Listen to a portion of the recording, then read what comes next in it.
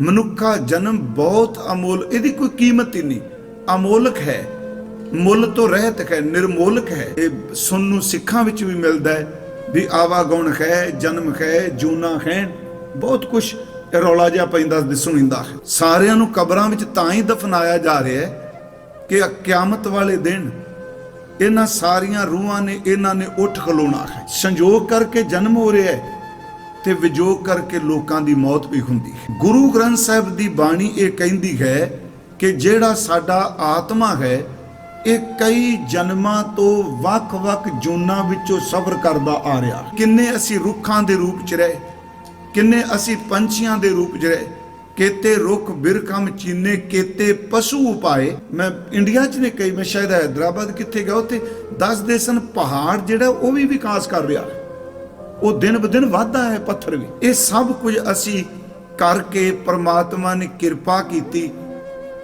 तरस कीता ते सानू ये दे दित्ती। आ जिहड़ा मेरा तुहाडा शरीर मिलिया, मैं कहना पहला तां शुक्र ये करिए। एक सज्जन दे बोल सन भी बंदिया तू ढेरी ना ढाया कर, हुण तां तेरा जन्म है, तेरे कोल सोच है, तेरे कोल हत्थ ने पैर ने, तू अपने जन्म तो पहला करोड़ां नूं पिछे हरा के आया है।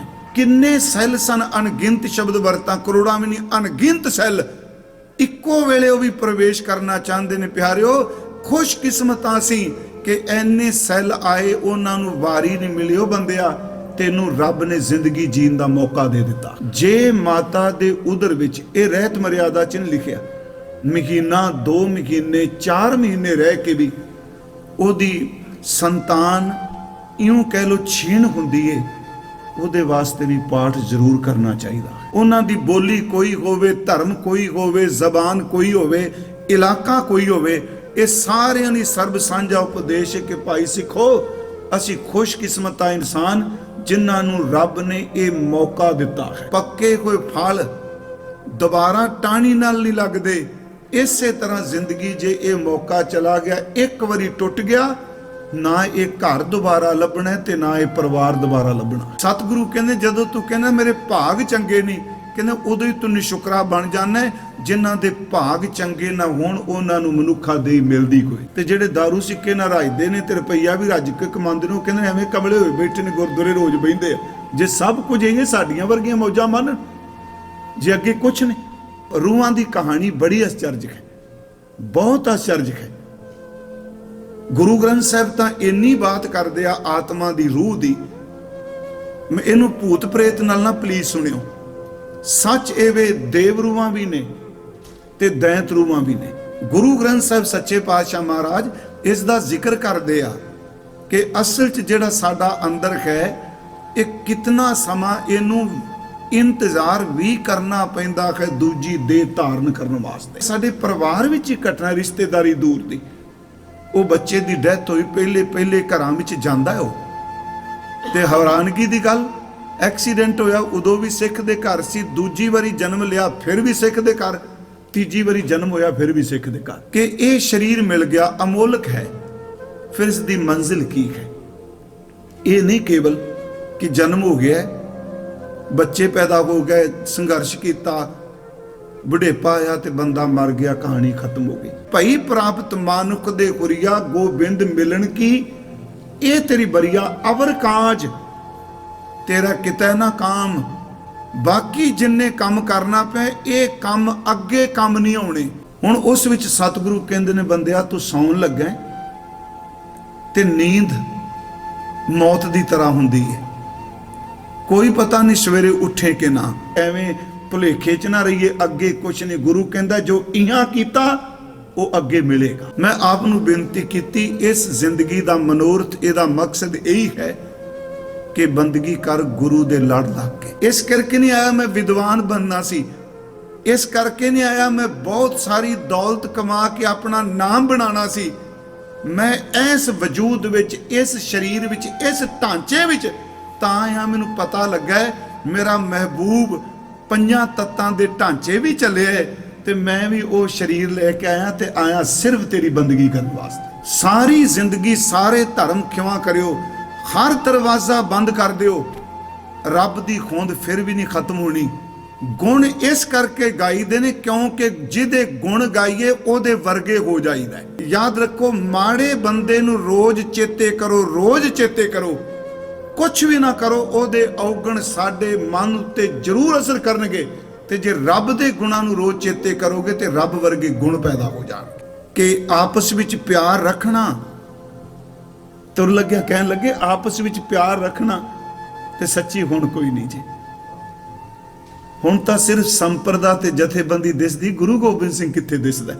वेखो तुसीं सिफत दा स्वाद की हुंदा जदों असीं इह गावांगे कि बहुत जन्म बिछरे थे माधो, ये जन्म तुम्हारे लेखे। जिन्हें अपना निजी जीवन कमाना है, बेनतियां दे शब्द जरूर चेते करके रोज पढ़िया करे, भावें तोकी पढ़े। क्यों नहीं आउंदा गुरुद्वारे? जे तू पतित हो गया तां भी घबरा ना। उस गोबिंद कोल इन्नी को ताकत है, वह पतितां नूं भी पवित्र कर दिंदा जिहड़े नाम जपन लग पैंदे। भाई साहब करें दर लिबासे बंदगी शाही तो रास्त।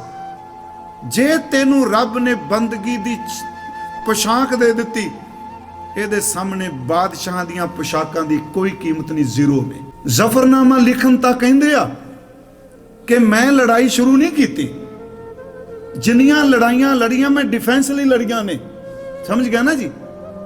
बाल लाचार की दरम्यान दंद, मैं डिफेंस लिए लड़ियां, पर हुण चेते रखी पुत्र शहीद कर दिते, सिख शहीद कर दिते, हुण चेते रखी हुण मैं लड़ाई शुरू की, सवाद तां इहनूं मिटा के दिखाई। राज करेगा खालसा, राज करेगा खालसा, राज करेगा खालसा। ये मनुखा जन्म अमोलक है,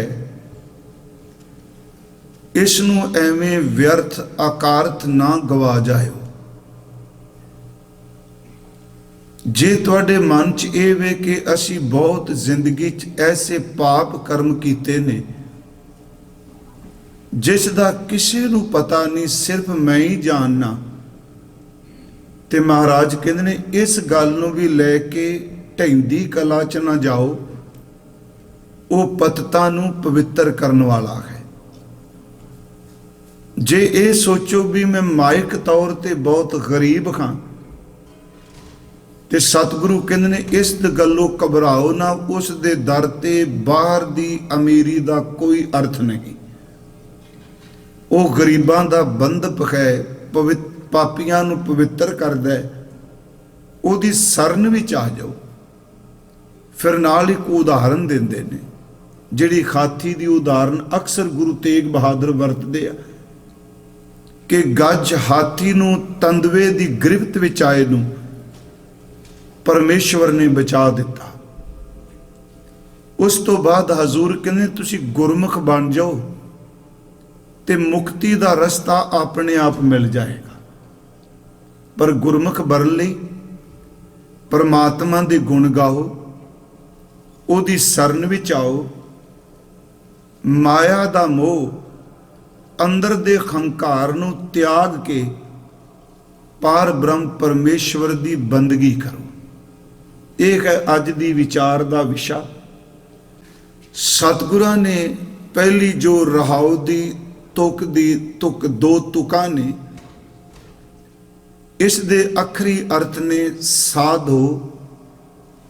रोज असी कर रहे हैं साधना करने वाले परमेश्वर दे घर नूं मुहब्बत करने वाले, जां जिन्हां ने अपनी जिंदगी दा निशाना जां मंजिल ये मिथी है कि इस देही विच पार ब्रह्म परमेश्वर तक पहुंचना है, उन्हां नूं सतगुरु कहंदे ने भले पुरखो गोबिंद। गो दा अर्थ है धरती ते बिंद दा अर्थ है सहारा। उंज वैसे बाणी च गोविंद शब्द भी आया है, ते आम तौर ते गोबिंद शब्द दी लफ्ज दी वरतों श्री कृष्ण जी वास्ते भी की जाती है। पर इत्थे गोबिंद का अर्थ करांगे धरती का सहारा, धरती नूं आसरा देने वाला, जिहड़ा धरती नूं सहारा दे रहा है। साधो गोबिंद के गुण, इत्थे लफ्ज गुण नहीं आया, ਇੱਥੇ ਸ਼ਬਦ ਹੈ ਗੁਣ। ਉਂਝ ਗੁਣ ਸ਼ਬਦ, ਗੁਣ ਸ਼ਬਦ ਇਹਦੇ ਬਹੁ ਅਰਥ ਨੇ ਗੁਰੂ ਗ੍ਰੰਥ ਸਾਹਿਬ ਵਿੱਚ, ਸਮ ਅਰਥ ਨਹੀਂ, ਬਹੁ ਅਰਥ ਨੇ। ਸਮ ਅਰਥ ਦਾ ਹੁੰਦਾ ਹੈ ਇੱਕ ਸ਼ਬਦ ਦਾ ਇੱਕੋ ਜਿਹਾ ਅਰਥ। ਮੈਂ ਸਿਰਫ 2 ਕੁ ਉਦਾਹਰਨਾਂ ਦੇਣਾ ਵਾਂ।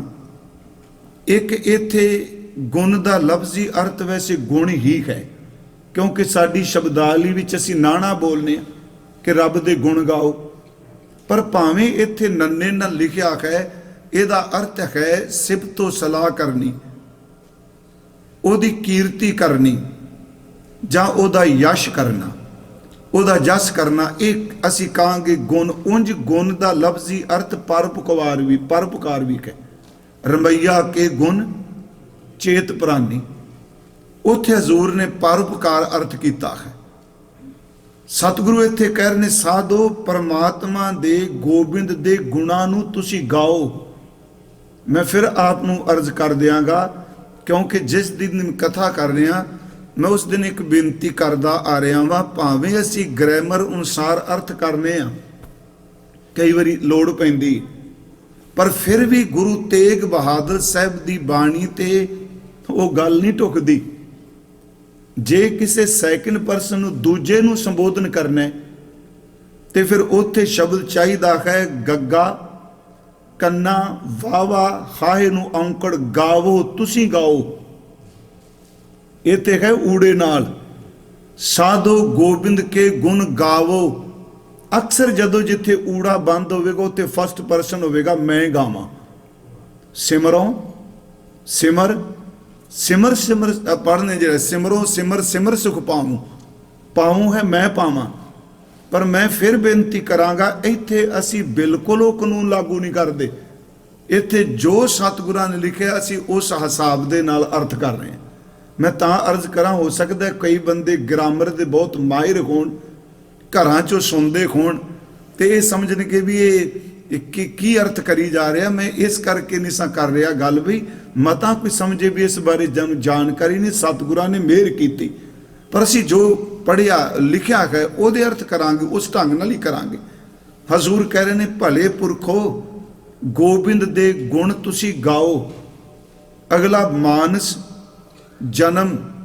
ਮਾਨਸ ਦੇ ਲਫ਼ਜ਼ੀ ਅਰਥ ਅਸੀਂ ਮਨੁੱਖ ਕਰਨੇ। ਜਨਮ ਆ ਸਾਡਾ ਜਿਹੜਾ ਵੇਲਾ ਮਿਲਿਆ, ਅਮੋਲਕ, ਇਹ ਸ਼ਬਦ ਅਮੋਲਕ ਹੈ। ਉਂਝ ਅਮੋਲਕ ਦੇ ਲਫ਼ਜ਼ੀ ਅਰਥ ਹੁੰਦੇ ਨੇ ਕਿ ਜਿਹੜਾ ਮੁੱਲ ਤੋਂ ਰਹਿਤ ਹੈ, ਜਿਹਦੀ ਕੋਈ ਕੀਮਤ ਨਹੀਂ। ਤੇ ਮੈਂ ਫਿਰ ਬੇਨਤੀ ਕਰਾਂ, ਇਹਦੀ ਫਿਰ ਵੀ ਹੋਰ ਗਹਿਰੇ ਅਰਥ ਕਰੀਏ। ਅਮੋਲਕ ਦੇ ਨਾਲ ਇੱਕ ਸ਼ਬਦ ਜੇ ਅਸੀਂ ਨਿਰਮੋਲਕ ਵਰਤ ਲਈਏ, ਅਰਥ ਕਰ ਲਈ, ਇਹਦਾ ਮਤਲਬ ਹੈ ਜਿਹਦਾ ਮੁੱਲ ਹੈ ਹੀ ਕੋਈ ਨਹੀਂ, ਮੁੱਲ ਕੋਈ ਨਹੀਂ ਪਾ ਸਕਦਾ ਇਹਦਾ। ਮਾਨਸ ਜਨਮ ਅਮੋਲਕ ਪਾਇਓ, ਮਨੁੱਖਾ ਜਨਮ ਬਹੁਤ ਅਮੋਲ, ਇਹਦੀ ਕੋਈ ਕੀਮਤ ਹੀ ਨਹੀਂ, ਅਮੋਲਕ ਹੈ, ਮੁੱਲ ਤੋਂ ਰਹਿਤ ਹੈ, ਨਿਰਮੋਲਕ ਹੈ। ਤੇ ਗੁਰੂ ਜੀ ਕਹਿੰਦੇ ਨੇ ਬਿਰਥਾ ਕਾਹੇ ਗਵਾਵੋ। ਫਿਰ ਬੇਨਤੀ ਹੈ, ਗਵਾਵੋ, 2 ਵਾਵੇ ਆਏ ਆ ਕਿ हे ਭਲੇ ਪੁਰਖੋ ਸਾਧੋ ਗੋਬਿੰਦ ਕੇ ਗੁਣ ਗਾਵੋ, ਮਾਨਸ ਜਨਮ ਅਮੋਲਕ ਪਾਇਓ, ਬਿਰਥਾ ਕਾਹੇ ਗਵਾਵੋ। ਇਸ ਨੂੰ ਕਿਉਂ ਤੁਸੀਂ ਵਿਅਰਥ ਗਵਾਉਂਦੇ ਪਏ ਹੋ, ਕਿਉਂ ਇਹਨੂੰ ਤੁਸੀਂ ਖਰਾਬ ਕਰਦੇ ਪਏ ਹੋ, ਕਿਸੇ ਅਰਥ ਨਹੀਂ ਲਾਉਂਦੇ ਪਏ। ਇਹਨੇ 2 ਤੁਕਾਂ ਰਹਾਉ ਦੀਆਂ, ਅਖਰੀ ਅਰਥ ਅਸੀਂ ਕੀਤੇ ਤੇ ਦੀ ਸ਼ੁਰੂਆਤ ਕਰਾਂਗੇ ਅਸੀਂ ਕਿ ਮਾਨਸ ਜਨਮ ਅਮੋਲਕ ਪਾਇਓ। ਵਿਆਖਿਆ ਇੱਥੋਂ ਸ਼ੁਰੂ ਕਰਾਂਗੇ ਕਿ ਜਿਹੜਾ ਸਾਡਾ ਸਰੀਰ ਹੈ, ਕਿਉਂਕਿ ਭਾਵੇਂ ਸਾਨੂੰ ਅੱਜ ਕੱਲ੍ਹ ਕਾਫੀ ਜ਼ਿਆਦਾ ਇਹ ਸੁਣਨ ਨੂੰ ਸਿੱਖਾਂ ਵਿੱਚ ਵੀ ਮਿਲਦਾ ਹੈ ਵੀ ਆਵਾਗੁਣ ਹੈ, ਜਨਮ ਹੈ, ਜੂਨਾ ਹੈ, ਬਹੁਤ ਕੁਛ ਰੌਲਾ ਜਿਹਾ ਪੈਂਦਾ ਸੁਣੀਂਦਾ ਹੈ। ਤੇ ਮੈਂ ਤੇ ਇੱਕੋ ਗੱਲ ਬੇਨਤੀ ਕਰਨਾ ਹੁੰਨਾ, ਇਸਲਾਮ ਦਾ ਵੱਖਰਾ ਕਨਸੈਪਟ ਇਸ ਬਾਰੇ। ਇਹ ਕਿਹਾ ਜਾਂਦਾ ਵੀ ਬੰਦਾ ਜਿਹੜਾ ਹੈ ਸਾਰਿਆਂ ਦਾ ਸਰਦਾਰ ਹੈ, ਪਰ ਆਵਾਗੁਣ ਨਹੀਂ ਮੰਨਦੇ। ਆਪ ਸਭ ਨੂੰ ਪਤਾ ਹੈ ਅਸਾਈਅਤ ਵਿੱਚ ਆਵਾਗੁਣ ਕਦੋਂ ਮੰਨਦੇ ਆ ਜੀ? ਸਾਰਿਆਂ ਨੂੰ ਕਬਰਾਂ ਵਿੱਚ ਤਾਂ ਹੀ ਦਫਨਾਇਆ ਜਾ ਰਿਹਾ ਹੈ ਕਿ ਕਿਆਮਤ ਵਾਲੇ ਦਿਨ ਇਹਨਾਂ ਸਾਰੀਆਂ ਰੂਹਾਂ ਨੇ, ਇਹਨਾਂ ਨੇ ਉੱਠ ਖਲੋਣਾ ਹੈ, ਉਹ ਵੇਟ ਕੀਤੀ ਜਾ ਰਹੀ ਹੈ। ਪਰ ਗੁਰਮਤ ਨੇ, ਬੌਧਿਜ਼ਮ ਦਾ ਆਪਣਾ ਮਤ ਹੈ। ਪਰ ਮੈਂ ਫਿਰ ਬੇਨਤੀ ਕਰਾਂਗਾ ਗੁਰਸਿੱਖੋ, ਅੱਜ ਵੀ ਮੈਂ ਸਵੇਰੇ ਵੀ ਕਿਹਾ, ਜਦੋਂ ਗੁਰੂ ਗ੍ਰੰਥ ਸਾਹਿਬ ਨੂੰ ਸਤਿਗੁਰੂ ਜਾਣ ਕੇ ਮੱਥਾ ਟੇਕ ਲਿਆ ਨਾ, ਜਿੰਨੀ ਨੌਲੇਜ ਆਪਣੇ ਦਿਮਾਗ ਵੀ ਦੂਜੀ ਭਰੀ ਬੈਠਿਆ ਨਾ, ਉਹਦਾ ਮੱਥਾ ਗੋਲਕ ਦੇ ਸਾਹਮਣੇ ਟੇਕ ਦੇਣਾ, ਉਹਨੂੰ ਆਪਣੇ ਅੰਦਰ ਰੱਖ ਕੇ ਚੱਲਾਂਗੇ ਤੇ ਵਿਆਖਿਆ ਵਿੱਚ ਉਲਝਾਂਗੇ।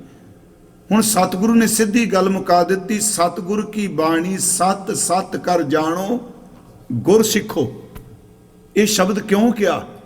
ਇਹ ਇਸ ਕਰਕੇ, ਹਾਲਾਂਕਿ ਕਹਿ ਦਿੱਤਾ ਬਾਣੀ ਧੁਰ ਤੋਂ ਆਈ, ਉੱਥੇ ਤਾਂ ਕਿਹਾ ਵੀ ਸਿੱਖੋ ਕਿਤੇ ਭਰਮ ਨਾ ਜਾਇਓ ਗੁਰੂ ਦੇ ਬੱਚਿਆਂ ਪ੍ਰਤੀ। ਜੋ ਸਤਿਗੁਰੂ ਕਹਿੰਦੇ ਆ ਇਹਨੂੰ ਸਤ ਸਤ ਕਰ ਜਾਣੋ। ਕਿਉਂ ਜੀ? ਗੁਰੂ ਦੇ ਮੂੰਹ ਤੋਂ ਕਰਤਾ ਪੁਰਖ ਆਪ ਕਢਾ ਰਿਹਾ ਹੈ। ਮੇਰਾ ਖਿਆਲ ਇਦੋਂ ਅੱਗੇ ਤੇ ਕੋਈ ਹੋਰ ਵਿਸ਼ਵਾਸ ਦੀ ਗੱਲ ਹੀ ਕੋਈ ਨਹੀਂ। ਸਤਿਗੁਰ ਕੀ ਬਾਣੀ ਸਤ ਸਤ ਕਰ ਜਾਣੋ ਗੁਰ ਸਿੱਖੋ, ਹਰ ਕਰਤਾ ਆਪ ਮੂੰਹੋਂ ਕਢਾਏ। ਕਰਤਾ ਆਪ ਕਢਾ ਰਿਹਾ, ਫਿਰ ਕਰਤਾ ਤੇ ਕਦੀ ਭੁੱਲਦਾ ਨਹੀਂ ਹੁੰਦਾ। ਸਤਿਗੁਰੂ ਕਿਵੇਂ ਭੁੱਲੇਗਾ? ਸਤਿਗੁਰੂ ਗੁਰੂ ਗ੍ਰੰਥ ਸਾਹਿਬ ਦੀ ਪਵਿੱਤਰ ਬਾਣੀ ਨੂੰ ਉਸ ਦਿਨ ਕਿਹਾ ਸੀ, ਦੋ ਚੀਜ਼ਾਂ ਨੇ, ਇੱਕ ਸੰਜੋਗ ਸ਼ਬਦ ਹੈ, ਇੱਕ ਵਿਜੋਗ ਸ਼ਬਦ ਹੈ। ਅਸੀਂ ਜਿੰਨੇ ਵੀ ਆਪਸ ਵਿੱਚ ਖੂਨ ਦੇ ਰਿਸ਼ਤੇ ਕਰਕੇ ਮਿਲੇ ਆ, ਉਹ ਭਾਵੇਂ ਮਾਂ ਬਾਪ ਹੋਵੇ, ਭੈਣ ਭਰਾ ਹੋਣ, ਰਿਸ਼ਤੇਦਾਰ, ਇੱਥੋਂ ਤੱਕ ਕਿ ਦੁਨੀਆ ਵਿੱਚ ਜਿਨ੍ਹਾਂ ਬੰਦਿਆਂ ਨਾਲ ਸਾਡੇ ਰਿਸ਼ਤੇ ਵੀ ਨਹੀਂ, ਗੋਰੇ ਕਾਲੇ ਤੁਹਾਡੇ ਕੰਮ ਕਰਦੇ ਆ, ਜਿੰਨੇ ਮਿਲਦੇ ਹੋਣ, ਗੁਰੂ ਗ੍ਰੰਥ ਸਾਹਿਬ ਮੁਤਾਬਕ ਇਹ ਸਾਰਿਆਂ ਦਾ ਸੰਬੰਧ ਸੰਜੋਗ ਕਰਕੇ ਹੈ। ਸੰਜੋਗ ਮਿਲਾਉਂਦਾ ਹੈ ਤੇ ਵਿਜੋਗ ਜਿਹੜਾ ਉਹ ਵਿਛੋੜ ਦਿੰਦਾ ਹੈ। ਪਰਮਾਤਮਾ ਦੀ ਇਸ ਰਚਨਾ ਵਿੱਚ ਇਹੀ ਤਾਂ ਦੋ ਚੀਜ਼ਾਂ ਕਾਰ ਕਰ ਰਹੀਆਂ ਨੇ, ਜਿਹਨੂੰ ਅਸੀਂ ਜਪਜੀ ਸਾਹਿਬ 'ਚ ਪੜ੍ਹਦੇ ਹਾਂ, ਸੰਜੋਗ ਵਿਜੋਗ ਦੋਏ ਕਾਰ ਚਲਾਵੇਂ। ਸੰਜੋਗ ਕਰਕੇ ਜਨਮ ਹੋ ਰਿਹਾ ਹੈ ਤੇ ਵਿਜੋਗ ਕਰਕੇ ਲੋਕਾਂ ਦੀ ਮੌਤ ਵੀ ਹੁੰਦੀ ਹੈ। ਸੰਜੋਗ ਤੇ ਵਿਜੋਗ ਦੋਨੋਂ ਕੰਮ ਕਰ ਰਿਹਾ। ਸੰਜੋਗ ਵਿਜੋਗ ਦੋਏ ਕਾਰ ਚਲਾਵੇਂ, ਲੇਖੈ ਆਵਹਿ ਭਾਗ। ਆਪ ਨੂੰ ਬੇਨਤੀ ਹੈ, ਗੁਰੂ ਗ੍ਰੰਥ ਸਾਹਿਬ ਮੁਤਾਬਕ ਆ ਜਿਹੜੀ ਦੇਹ ਸਾਨੂੰ ਮਿਲੀ ਹੈ, ਬੇਨਤੀ ਹੈ, ਭਾਵੇਂ ਡਾਰਵਿਨ ਦੀ ਥਿਊਰੀ ਕਹਿ ਰਹੀ ਹੈ ਕਿ ਬੰਦਾ ਵਿਕਾਸ ਕਰਦਾ ਕਰਦਾ ਕਰਦਾ ਕਰਦਾ ਇਸ ਦੇਹੀ 'ਚ ਪਹੁੰਚਿਆ, ਵਿਕਾਸ ਵਾਲੀ ਥਿਊਰੀ ਜਿਹੜੀ ਹੈ, ਗੁਰੂ ਗ੍ਰੰਥ ਸਾਹਿਬ ਦੀ ਬਾਣੀ ਇਹ ਕਹਿੰਦੀ ਹੈ ਕਿ ਜਿਹੜਾ ਸਾਡਾ ਆਤਮਾ ਹੈ, ਇਹ ਕਈ ਜਨਮਾਂ ਤੋਂ ਵੱਖ-ਵੱਖ ਜੂਨਾਂ ਵਿੱਚੋਂ ਸਫ਼ਰ ਕਰਦਾ ਆ ਰਿਹਾ ਹੈ, ਕਈ ਜਨਮਾਂ ਤੋਂ। ਫਿਰ ਕਦੀ ਬਾਪ ਬਣਿਆ, ਕਦੀ ਉਹਦੇ ਜਨਮ 'ਚ ਬੇਟੇ ਬਣ ਗਿਆ ਕਿਤੇ ਆ ਕੇ। ਇਹ ਸਾਡਾ ਸਰਕਲ ਸਾਰਾ ਚੱਲਦਾ ਪਿਆ ਹੈ। ਗੁਰੂ ਸਾਹਿਬ ਜੀ ਨੇ ਇਸੇ ਕਰਕੇ ਬਾਣੀ ਵਿੱਚ, ਅੰਮ੍ਰਿਤ ਬਾਣੀ ਵਿੱਚ ਇਹ ਸ਼ਬਦ ਜਿਹੜੇ ਨੇ ਇਹ ਵਰਤਾਏ, ਜਿਹੜੇ ਆਪ ਪੜ੍ਹਦੇ ਹੋ, ਕਤ ਕੀ ਮਾਈ ਬਾਪ ਕਤ ਕੇਰਾ, ਕਿੱਦੂ ਥਾਵੋਂ ਹਮ ਆਏ, ਅਗਨ ਬਿੰਬ ਜਲ ਭੀਤਰ ਨਿਪਜੇ, ਕਾਹੇ ਕੰਮ ਉਪਾਏ, ਮੇਰੇ ਸਾਹਿਬਾ ਕੌਣ ਜਾਣੈ ਗੁਣ ਤੇਰੇ, ਕਹੇ ਨਾ ਜਾਣੀ ਅਵਗਣ ਮੇਰੇ। ਅੱਗੇ ਹੈ, ਕੇਤੇ ਰੁੱਖ ਬਿਰਖ ਹਮ ਚੀਨੇ। ਆ ਜਿਹੜੀ ਬਨਾਸਪਤੀ ਹੈ, ਗੁਰਬਾਣੀ ਮੁਤਾਬਕ ਤਾਂ ਇਹ ਵੀ ਜੀਓ ਹੈ। ਉਂਝ ਅਸੀਂ ਪੱਥਰ ਦੀ ਮੂਰਤੀ ਦਾ ਖੰਡਨ ਕਰ ਲਈ ਮੰਨ ਜਾਂਦੇ ਆ ਵੀ ਇਹ ਪੱਤੇ ਜੀ ਨੇ, ਤੇ ਉਂਝ ਨਹੀਂ ਮੰਨਦੇ ਵੀ ਜੂਨ ਹੈ। ਇਹ ਅਸੀਂ ਕਹਿ ਦਿੰਦੇ ਆ ਕਿ ਜਿਸ ਪਾਹਨ ਕੋ ਪਾਤੀ ਤੋਰੈ ਸੋ ਪਾਹਨ ਰਜੀਓ, ਤੇ ਨਾਲ ਇਹ ਵੀ ਕਹਿੰਦੇ ਆ ਪਾਤੀ ਤੋਰੈ ਮਲ ਨੀ, ਪਾਤੀ ਪਾਤੀ ਜੀਓ। ਇਹਦੇ 'ਚ ਚੇਤਨਾ ਹੈ। ਹਜ਼ੂਰ ਕਹਿੰਦੇ ਨੇ ਆ ਜਿਹੜੇ ਅਸੀਂ ਦੇਖਣੇ ਪਏ ਆ, ਇਹ ਰੁੱਖ ਨੇ, ਇਹ ਪਸ਼ੂ ਨੇ, ਇਹ ਪੰਛੀ ਨੇ, ਹੈ ਤਾਂ ਸੱਚ ਇਹ ਵੇ ਕਿ ਆਤਮਾ ਹੀ ਅੱਗੇ ਤੁਰੀ ਜਾ ਰਹੀ ਹੈ। ਹਜ਼ੂਰ ਦੇ ਬਚਨ ਕਿ ਕਿੰਨੇ ਅਸੀਂ ਰੁੱਖਾਂ ਦੇ ਰੂਪ 'ਚ ਰਹੇ, ਕਿੰਨੇ ਅਸੀਂ ਪੰਛੀਆਂ ਦੇ ਰੂਪ 'ਚ ਰਹੇ, ਕੇਤੇ ਰੁੱਖ ਬਿਰਖਮ ਚੀਨੇ, ਕੇਤੇ ਪਸ਼ੂ ਉਪਾਏ। ਹੁਣ ਇੱਥੇ ਪਸ਼ੂ ਮੱਝ ਗਾਂ ਨਹੀਂ ਕਿਹਾ, ਇਹਨੂੰ ਬੇਨਤੀ ਬੜੇ ਕਮਾਲ ਦਾ ਵਚਨ ਕਰ ਦਿੱਤਾ ਹੈ। ਰੁੱਖ ਕਿਹਾ, ਪਸ਼ੂ ਕਿਹਾ, ਪੰਖ ਕਿਹਾ, ਤੇ ਇੱਕ ਸ਼ਬਦ ਵਰਤਿਆ ਨਾਗ ਕੁੱਲੀ। ਫਿਰ ਹੈ ਕੇਤੇ ਰੁੱਖ ਬਿਰਖ ਹਮ ਚੀਨੇ, ਕੇਤੇ ਪਸ਼ੂ ਉਪਾਏ, ਕੇਤੇ ਨਾਗ ਕੁੱਲੀ ਮੈਂ ਆਏ, ਕੇਤੇ ਪੰਖ ਉਡਾਏ। ਹੁਣ ਇੱਥੇ ਸਾਰਿਆਂ ਨੂੰ ਇਹਨਾਂ ਸ਼ਬਦਾਂ 'ਚ, ਹੁਣ ਜੇ ਅਸੀਂ ਕਹਿੰਦੇ ਜੀ ਪਿੱਪਲ ਦਾ ਰੁੱਖ ਨਹੀਂ ਕਿਹਾ, ਅੰਬ ਦਾ ਰੁੱਖ ਨਹੀਂ ਕਿਹਾ, ਅਨਾਰ ਦਾ ਨਹੀਂ ਕਿਹਾ, ਆ ਜਿਹੜੇ ਚੀਲ ਦੇ ਰੁੱਖ ਨੇ ਇਹ ਨਹੀਂ ਕਿਹਾ, ਟਾਲੀ ਦਾ ਨਹੀਂ ਕਿਹਾ, ਤੇ ਮਹਾਰਾਜ ਨੂੰ ਉੱਤੇ ਸਿੱਧਾ ਲਫ਼ਜ਼ ਵਰਤਿਆ ਹੈ ਰੁੱਖ। ਇਹਦਾ ਮਤਲਬ ਕਿ ਜ਼ਮੀਨ ਤੇ ਉੱਗੇ ਹੋਏ ਇੱਕ ਬਨਾਸਪਤੀ ਦੇ ਤਿਣਕੇ ਤੋਂ ਲੈ ਕੇ, ਘਾਹ ਤੋਂ ਲੈ ਕੇ ਵੱਡੇ ਤੋਂ ਵੱਡਾ ਰੁੱਖ ਸਾਰਾ ਇਸੇ ਸ਼ਬਦ ਵਿੱਚ ਹੀ ਸਮਾ ਗਿਆ। ਮਹਾਰਾਜ ਕਹਿੰਦੇ ਪਤਾ ਨਹੀਂ ਕਿੰਨੇ ਕੁ ਜਨਮ ਇਸ ਬਨਾਸਪਤੀ ਦੇ ਰੂਪ ਵਿੱਚ, ਕੇਤੇ ਰੁੱਖ ਬਿਰਖਮ ਚੀਨੇ ਕੇਤੇ ਪਸ਼ੂ ਉਪਾਏ। ਹਾਲਾਂ ਬਾਣੀ 'ਚ ਕਈ ਥਾਵਾਂ ਤੇ ਵੱਖ-ਵੱਖ ਇਸ਼ਾਰੇ ਵੀ ਦਿੱਤੇ ਆ। ਕਈ ਜਨਮ ਪੈ ਕੀਟ ਪਤੰਗਾ, ਕਈ ਜਨਮ ਗਜ ਮੀਨ ਕੁਰੰਗਾ, ਕਈ ਜਨਮ ਪੰਖੀ ਸਰਪ ਹੋਇਓ, ਕਈ ਜਨਮ ਖੈਵਰ ਬ੍ਰਿਖ ਜੋਇਓ। ਮਹਾਰਾਜ ਜੀ ਨੇ ਤਾਂ ਕਿਹਾ ਕਈ ਜਨਮ ਸੈਲ ਗਿਰ ਕਰਿਆ। ਆ ਜਿਹੜੇ ਪਹਾੜ ਨੇ, ਮੈਂ ਇੰਡੀਆ 'ਚ ਨੇ ਕਈ, ਮੈਂ ਸ਼ਾਇਦ ਹੈਦਰਾਬਾਦ ਕਿੱਥੇ ਗਿਆ, ਉੱਥੇ ਦੱਸਦੇ ਸਨ ਪਹਾੜ ਜਿਹੜਾ ਉਹ ਵੀ ਵਿਕਾਸ ਕਰ ਰਿਹਾ, ਉਹ ਦਿਨ ਬ ਦਿਨ ਵੱਧਦਾ ਹੈ, ਪੱਥਰ ਵੀ। ਹਜ਼ੂਰ ਨੇ ਫਿਰ ਮੈਂ ਬੇਨਤੀ ਕਰਾਂਗਾ, ਇੱਥੇ ਸ਼ਬਦ ਵਰਤਿਆ ਭਾਈ, ਕੇਤੇ ਰੁੱਖ ਬਿਰਖਮ ਚੀਨੇ ਕੇਤੇ ਪਸ਼ੂ ਉਪਾਏ। ਹੁਣ ਪਸ਼ੂ ਵਿੱਚ ਸਾਰੇ ਆ ਗਏ ਜੀ, ਇਹਦੇ ਵਿੱਚ ਦੁੱਧ ਦੇਣ ਵਾਲੇ ਵੀ, ਜੰਗਲੀ ਵੀ। ਜਦੋਂ ਪਸ਼ੂ ਸ਼ਬਦ ਵਰਤ ਦਿੱਤਾ, ਸਾਰੀਆਂ ਜੂਨਾਂ ਇਸੇ ਲਫ਼ਜ਼ ਵੀ ਸਮਾ ਗਈਆਂ। ਕੇਤੇ ਪਸ਼ੂ ਉਪਾਏ, ਕੇਤੇ ਰੁੱਖ ਬਿਰਖਮ ਚੀਨੇ ਕੇਤੇ ਪਸ਼ੂ ਉਪਾਏ, ਕੇਤੇ ਪੰਖ ਉਡਾਏ। ਮਹਾਰਾਜ ਕਹਿੰਦੇ ਪੰਖੀਆਂ ਦੇ ਰੂਪ ਵਿੱਚ ਵੀ ਰਹੇ। ਤੇ ਇੱਕ ਸ਼ਬਦ ਵਰਤਿਆ ਨਾਗ ਕੁਲੀ। ਇਹਦਾ ਮਤਲਬ ਇੱਕ ਉਹ ਜੀਵ ਨੇ ਜਿਹੜੇ ਪੈਰਾਂ ਦੇ ਸਹਾਰੇ ਚੱਲਦੇ ਆ, ਤੇ ਨਾਗ ਕੁਲੀ ਉਹ ਕੀਟ ਜੀਵ ਹੈ ਜਿਹਦੇ ਪੈਰ ਕੋਨੀ ਰੇਂਗ ਕੇ ਚੱਲਦੇ ਆ। ਮਹਾਰਾਜ ਨੇ ਕਿਹਾ ਨਾਗਾਂ ਦੀ ਕੁੱਲ ਵਿੱਚ ਵੀ। ਇਹ ਸਭ ਕੁਝ ਅਸੀਂ ਕਰਕੇ ਪਰਮਾਤਮਾ ਨੇ ਕਿਰਪਾ ਕੀਤੀ, ਤਰਸ ਕੀਤਾ ਤੇ ਸਾਨੂੰ ਇਹ ਦੇ ਦਿੱਤੀ। ਉਂਝ ਮਾਨਵੀ ਦੇਹੀ ਵੇਲੇ ਵੀ ਤੁਸੀਂ ਸੂਝਵਾਨ ਬੈਠੇ ਹੋ ਸਾਰੇ। ਆ ਜਿਹੜਾ ਮੇਰਾ ਤੁਹਾਡਾ ਸਰੀਰ ਮਿਲਿਆ, ਮੈਂ ਕਹਿੰਦਾ ਪਹਿਲਾਂ ਤਾਂ ਸ਼ੁਕਰ ਇਹ ਕਰੀਏ। ਇੱਕ ਸੱਜਣ ਦੇ ਬੋਲ ਸਨ ਵੀ ਬੰਦਿਆ ਤੂੰ ਢੇਰੀ ਨਾ ਢਾਇਆ ਕਰ। ਹੁਣ ਤਾਂ ਤੇਰਾ ਜਨਮ ਹੈ, ਤੇਰੇ ਕੋਲ ਸੋਚ ਹੈ, ਤੇਰੇ ਕੋਲ ਹੱਥ ਨੇ ਪੈਰ ਨੇ। ਤੂੰ ਆਪਣੇ ਜਨਮ ਤੋਂ ਪਹਿਲਾਂ ਕਰੋੜਾਂ ਨੂੰ ਪਿੱਛੇ ਹਰਾ ਕੇ ਆਇਆ ਹੈ, ਜਨਮ ਨਹੀਂ ਹੋਇਆ ਤੇਰਾ। ਚਲੋ ਉਹ ਸ਼ਬਦ ਬੜੇ ਸੱਦੇ ਜਾਨੇ। ਜਦੋਂ ਸਾਡਾ ਜਨਮ ਨਹੀਂ ਹੋਇਆ, ਜਿਹੜੀ ਸੈੱਲ ਨਾਲ ਸਾਡੀ ਬੋਡੀ ਬਣੀ, ਜਿਹੜੇ ਸੈੱਲ ਨਾਲ ਸਾਡਾ ਆ ਢਾਂਚਾ ਬਣਿਆ, ਕਿੰਨੇ ਸੈੱਲ ਸਨ, ਅਣਗਿਣਤ ਸ਼ਬਦ ਵਰਤਾਂ, ਕਰੋੜਾਂ ਵੀ ਨਹੀਂ, ਅਣਗਿਣਤ ਸੈੱਲ ਇੱਕੋ ਵੇਲੇ ਉਹ ਵੀ ਪ੍ਰਵੇਸ਼ ਕਰਨਾ ਚਾਹੁੰਦੇ ਨੇ। ਪਿਆਰਿਓ, ਖੁਸ਼ਕਿਸਮਤਾਂ ਸੀ ਕਿ ਐਨੇ ਸੈੱਲ ਆਏ, ਉਹਨਾਂ ਨੂੰ ਵਾਰੀ ਨਹੀਂ ਮਿਲੀ। ਉਹ ਬੰਦਿਆ, ਤੈਨੂੰ ਰੱਬ ਨੇ ਜ਼ਿੰਦਗੀ ਜੀਣ ਦਾ ਮੌਕਾ ਦੇ ਦਿੱਤਾ ਹੈ। ਮੇਰੀ ਬੇਨਤੀ ਸਮਝ ਗਏ ਨਾ ਜੀ? ਕਿੰਨੇ ਆਏ, ਉਹ ਖਤਮ ਹੋ ਗਏ, ਕਈ ਗਰਭ ਦੇ ਵਿੱਚ ਹੀ ਚਲੇ ਗਏ। ਮਹਾਰਾਜ ਨੇ ਉਹਨੂੰ ਵੀ ਇੱਕ ਜੂਨ ਮੰਨਿਆ। ਕਈ ਜਨਮ ਗਰਭ ਹਿਰ ਖਿਰਿਆ। ਤੇ ਮੈਂ ਕਹਿੰਦਾ ਉਹਨਾਂ, ਮੰਨ ਲਓ ਕਿ ਵੈਸੇ ਤੇ ਪ੍ਰਮਾਤਮਾ ਸਭ ਨੂੰ ਜ਼ਿੰਦਗੀ ਬਖਸ਼ੇ, ਦਾਤ ਦੇ। ਜੇ ਮਾਤਾ ਦੇ ਉਦਰ ਵਿੱਚ ਇਹ ਰਹਿਤ ਮਰਿਆਦਾ ਚ ਨਹੀਂ ਲਿਖਿਆ, ਮਹੀਨਾ 2 ਮਹੀਨੇ 4 ਮਹੀਨੇ ਰਹਿ ਕੇ ਵੀ ਉਹਦੀ ਸੰਤਾਨ ਇਉਂ ਕਹਿ ਲੋ ਛੀਣ ਹੁੰਦੀ ਏ, ਉਹਦੇ ਵਾਸਤੇ ਵੀ ਪਾਠ ਜ਼ਰੂਰ ਕਰਨਾ ਚਾਹੀਦਾ ਹੈ। ਮੈਂ ਕਿਹਾ ਮਰਿਆਦਾ ਚ ਨਹੀਂ, ਕਿਉਂਕਿ ਉਹ ਜੂਨ ਭੋਗ ਕੇ ਚਲਾ ਗਿਆ। ਕਈ ਜਨਮ ਗਰਭ ਹਿਰ ਖਿਰਿਆ। ਮਾਰੇ ਨੇ ਕਿਹਾ ਕਿ ਸਮਾਂ ਸੀ ਉਹਦਾ ਇੰਨਾ, ਉਹ ਉਸ ਸਮੇਂ ਦੇ ਵਿੱਚ ਉਹ ਨਿਕਲ ਗਿਆ, ਉਹਨੂੰ ਨਹੀਂ ਮੌਕਾ ਮਿਲਿਆ। ਮੈਂ ਬੇਨਤੀ ਕਰਾਂਗਾ, ਇਹ ਸਾਨੂੰ ਸਭ ਨੂੰ ਮੌਕਾ ਮਿਲਿਆ। ਇਹਦਾ ਸੰਬੰਧ ਸਿੱਖ ਨਾਲ ਨਹੀਂ, ਹਿੰਦੂ ਨਾਲ ਨਹੀਂ, ਸਮੁੱਚੇ ਮਨੁੱਖਾਂ ਨਾਲ ਹੈ। ਉਹਨਾਂ ਦੀ ਬੋਲੀ ਕੋਈ ਹੋਵੇ, ਧਰਮ ਕੋਈ ਹੋਵੇ, ਜ਼ਬਾਨ ਕੋਈ ਹੋਵੇ, ਇਲਾਕਾ ਕੋਈ ਹੋਵੇ, ਇਹ ਸਾਰਿਆਂ ਦੀ ਸਰਬ ਸਾਂਝਾ ਉਪਦੇਸ਼ ਹੈ ਕਿ ਭਾਈ ਸਿੱਖੋ, ਅਸੀਂ ਖੁਸ਼ਕਿਸਮਤ ਆ ਇਨਸਾਨ ਜਿਨ੍ਹਾਂ ਨੂੰ ਰੱਬ ਨੇ ਇਹ ਮੌਕਾ ਦਿੱਤਾ ਹੈ। ਫਿਰ ਅਗਲੀ ਬੇਨਤੀ, ਇਸ ਲਈ ਸ਼ਬਦ ਦੁਰਲੱਭ ਵਰਤਿਆ। ਤੁਸੀਂ ਪਾਠ ਕਰਦੇ ਆ, ਬੜੀ ਜਿੱਥੇ ਅਮੋਲਕ ਆਇਆ ਨਾ, ਉੱਥੇ ਦੁਰਲੱਭ ਵੀ ਆਉਂਦਾ। ਜਿਵੇਂ ਅਸੀਂ ਪੜ੍ਹਦੇ ਆ, ਕਬੀਰ ਮਾਨਸ ਜਨਮ ਦੁਲੰਭ ਹੈ। ਇਹਦਾ ਮਤਲਬ ਜਿਹੜਾ ਲੱਭਦਾ ਨਹੀਂ ਛੇਤੀ। ਹੋਏ ਨਾ 12 ਬਾਰ, ਜਿਉਂ ਬਨ ਫਲ ਪਾਕੇ ਭੂਏ ਗਿਰੈ। ਜਿਵੇਂ ਜੰਗਲ ਦੇ ਵਿੱਚ ਰੁੱਖ ਨੂੰ ਲੱਗੇ ਕੋਈ ਫਲ ਪੱਕ ਜਾਣ ਤੇ ਟਾਹਣੀ ਤੋਂ ਟੁੱਟ ਕੇ ਜ਼ਮੀਨ ਤੇ ਡਿੱਗ ਪੈਂਦੇ ਨੇ। ਸੱਚ ਇਹ ਵੇ ਕਿ ਭਲੇ ਪੁਰਖੋ, ਪੱਕੇ ਕੋਈ ਫਲ ਦੁਬਾਰਾ ਟਾਹਣੀ ਨਾਲ ਨਹੀਂ ਲੱਗਦੇ। ਇਸੇ ਤਰ੍ਹਾਂ ਜ਼ਿੰਦਗੀ ਜੇ ਇਹ ਮੌਕਾ ਚਲਾ ਗਿਆ, ਇੱਕ ਵਾਰੀ ਟੁੱਟ ਗਿਆ, ਨਾ ਇਹ ਘਰ ਦੁਬਾਰਾ ਲੱਭਣਾ ਤੇ ਨਾ ਇਹ ਪਰਿਵਾਰ ਦੁਬਾਰਾ ਲੱਭਣਾ ਹੈ। ਫਿਰ ਮੇਰੇ ਮਨ ਚ ਆਇਆ ਜੀ, ਇੱਥੇ ਤੇ ਕਹਿੰਦੇ ਆਵਾਗੁਣ ਹੈ, ਇੱਥੇ ਕਿਹਾ ਵੀ ਨਹੀਂ, ਜਿਉਂ ਬਨ ਫਲ ਪਾਕੇ ਭੂਏ ਗਿਰੈ, ਬੌਰ ਨਾ ਲਾਗੈ ਡਾਰ। ਪਰ ਸੱਚ ਇਹ ਵੇ, ਉਸ ਵਿੱਚ ਵੀ ਜਿਹੜਾ ਬੀਜ ਪਿਆ ਉਹ ਨਵੇਂ ਰੁੱਖ ਦਾ ਰੂਪ ਧਾਰਨ ਕਰ ਲਏਗਾ, ਪਰ ਉਸ ਟਾਹਣੀ ਨਾਲ ਦੁਬਾਰਾ ਨਹੀਂ ਲੱਗਣਾ ਜਿਸ ਟਾਹਣੀ ਤੋਂ ਟੁੱਟ ਕੇ ਆਇਆ ਹੈ, ਕਿਉਂਕਿ ਉਹਦਾ ਬੀਜ ਅੱਗੇ ਫਿਰ ਰੁੱਖ ਦਾ ਰੂਪ ਧਾਰਨ ਕਰੇਗਾ। ਗੁਰੂ ਸਾਹਿਬ ਨੇ ਫਿਰ ਕਿਹਾ ਦੁਰਲੱਭ ਬੜੀ ਮੁਸ਼ਕਲ ਨਾਲ।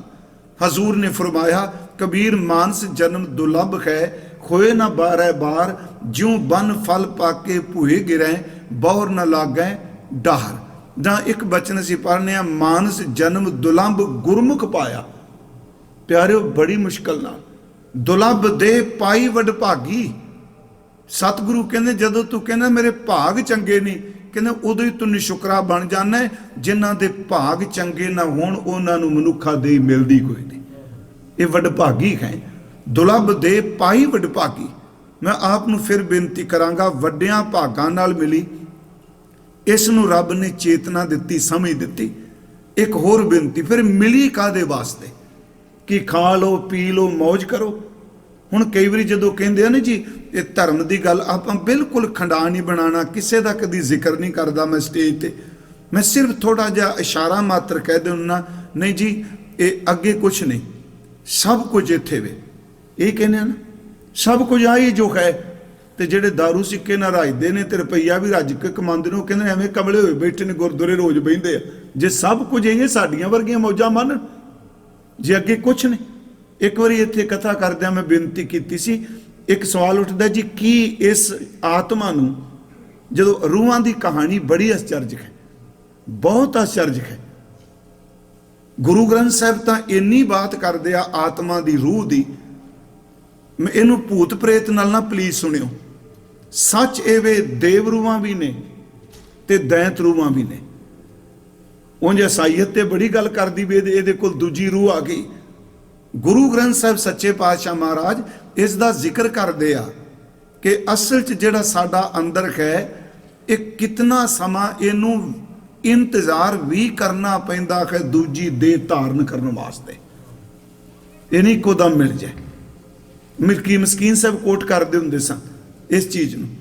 ਸਾਡੇ, ਮੈਂ ਇੱਕ ਵਾਰੀ ਤੁਹਾਨੂੰ ਕਿਹਾ, ਸਾਡੇ ਪਰਿਵਾਰ ਵਿੱਚ ਹੀ ਘਟਨਾ, ਰਿਸ਼ਤੇਦਾਰੀ ਦੂਰ ਦੀ, ਉਹ ਬੱਚੇ ਦੀ ਡੈਥ ਹੋਈ, ਪਹਿਲੇ ਘਰਾਂ ਵਿੱਚ ਜਾਂਦਾ ਉਹ, ਤੇ ਹੈਰਾਨਗੀ ਦੀ ਗੱਲ, ਐਕਸੀਡੈਂਟ ਹੋਇਆ ਉਦੋਂ ਵੀ ਸਿੱਖ ਦੇ ਘਰ ਸੀ, ਦੂਜੀ ਵਾਰੀ ਜਨਮ ਲਿਆ ਫਿਰ ਵੀ ਸਿੱਖ ਦੇ ਘਰ, ਤੀਜੀ ਵਾਰੀ ਜਨਮ ਹੋਇਆ ਫਿਰ ਵੀ ਸਿੱਖ ਦੇ ਘਰ, ਤੇ ਤਿੰਨੀ ਵਾਰੀ ਮੇਲ। ਅੱਜ ਕੱਲ੍ਹ ਉਹਦੀ ਉਮਰ ਤਕਰੀਬਨ 10-11। ਮੈਂ ਇੱਕ ਵਾਰੀ ਇੱਥੇ ਥੋੜਾ ਜਿਹਾ ਹਵਾਲਾ ਦਿੱਤਾ ਸੀ ਉਸ ਦਾ। ਮੈਂ ਆਪ ਨੂੰ ਬੇਨਤੀ ਇਸ ਕਰਕੇ ਕਰ ਲੱਗਾ ਵਾਂ ਕਿ ਇਹ ਸਰੀਰ ਮਿਲ ਗਿਆ, ਅਮੋਲਕ ਹੈ, ਫਿਰ ਇਸ ਦੀ ਮੰਜ਼ਿਲ ਕੀ ਹੈ? ਇਹ ਨਹੀਂ ਕੇਵਲ ਕਿ ਜਨਮ ਹੋ ਗਿਆ, ਬੱਚੇ ਪੈਦਾ ਹੋ ਗਏ, ਸੰਘਰਸ਼ ਕੀਤਾ, ਬੁਢੇਪਾ ਆਇਆ ਤੇ ਬੰਦਾ ਮਰ ਗਿਆ, ਕਹਾਣੀ ਖਤਮ ਹੋ ਗਈ।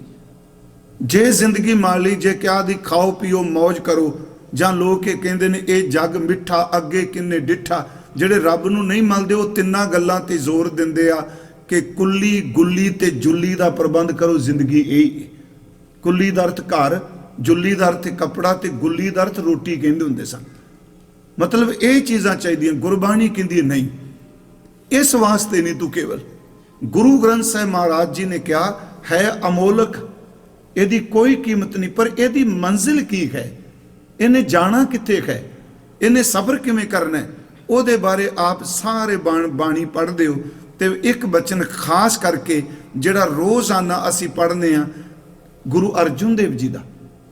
ਇੱਕ ਵਾਰ ਮੈਂ ਕਿਹਾ ਸੀ, ਗੁਰੂ ਗ੍ਰੰਥ ਸਾਹਿਬ ਵਿੱਚ ਰਹਿ ਰਾਸ ਦੇ ਪਾਠ ਦਾ ਆਖਰੀ ਸ਼ਬਦ ਗੁਰੂ ਗ੍ਰੰਥ ਸਾਹਿਬ ਵਿੱਚ ਕਹਿ ਰਿਹਾ, ਕਿਉਂਕਿ ਉਸ ਤੋਂ ਬਾਅਦ ਚੌਪਈ ਸਾਹਿਬ ਵੀ ਅਸੀਂ ਪੜ੍ਹਨੇ, ਜੋ ਸਾਡੀ ਮਰਿਆਦਾ ਹੈ। ਮੁਦਾਵਣੀ ਵੀ ਪੜ੍ਹਨੇ, ਆਨੰਦ ਸਾਹਿਬ ਵੀ ਪੜ੍ਹਨੇ, ਸਾਰੇ ਅਸੀਂ ਆਨੰਦ ਸਾਹਿਬ ਤੋਂ ਬਾਅਦ ਮੁਦਾਵਣੀ ਪੜ੍ਹਨੇ। ਜੋ ਗੁਰੂ ਗ੍ਰੰਥ ਸਾਹਿਬ 'ਚ ਹੈ ਉਸ ਅਖੀਰਲੇ ਸ਼ਬਦ ਨੂੰ ਤੇ ਸੋਹਿਲਾ ਸਾਹਿਬ ਦੇ ਅਖੀਰਲੇ ਸ਼ਬਦ ਨੂੰ, ਦੋਨਾਂ ਨੂੰ ਬਰਾਬਰ ਰੱਖ ਕੇ ਅਰਥ ਕਰੋ, ਸਮਝ ਪੈ ਜਾਏਗਾ ਮਨੁੱਖਾ ਦੇਈ ਕਾਦੇ ਲਈ ਹੈ। ਅਰਥ ਨਹੀਂ ਮੈਂ ਕਰਾਂਗਾ, ਸਿਰ ਪੜ੍ਹ ਦੇਣਾ।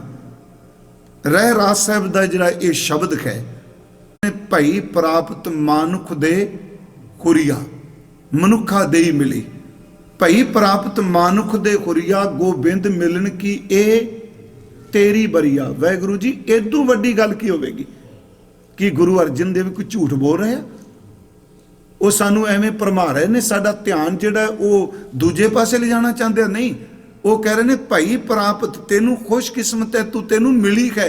ਭਈ ਪ੍ਰਾਪਤ ਮਾਨੁਖ ਦੇ ਖੁਰੀਆ, ਗੋਬਿੰਦ ਮਿਲਣ ਕੀ ਇਹ ਤੇਰੀ ਬਰੀਆ। ਅਵਰ ਕਾਜ ਤੇਰਾ ਕਿਤੇ ਨਾ ਕਾਮ। ਬਾਕੀ ਜਿੰਨੇ ਕੰਮ ਕਰਨਾ ਪਏ, ਇਹ ਕੰਮ ਅੱਗੇ ਕੰਮ ਨਹੀਂ ਆਉਣੇ ਜੋ ਦੁਨਿਆਵੀ ਨੇ।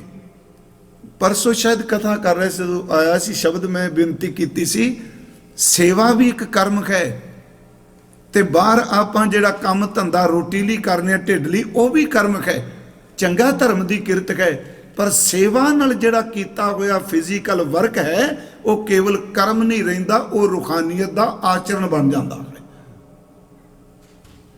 पिछले दिन ही कहा सी इत्थे सतगुरु कहंदे ने अवर काज तेरा किता ना काम। फिर मेरा मन कहता भी अवर दर्द किते ये तो नहीं कि रब नूं छड्ड के जिन्ने भी काम करना पिया भुला के किसी अर्थ नहीं होने।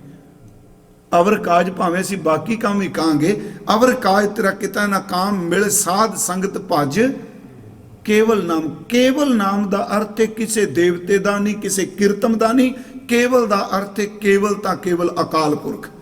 साध संगत भज केवल नाम सरंजाम लाग। सरंजाम का अर्थ उद्यम कर, पुरखार्थ कर, तू लग इस आहर विच कादे लई सरंजाम लाग भवजल तरन के। इस भव सागर नूं तरन दा कोई हीला कर। जन्म बृथा जात रंग माया के।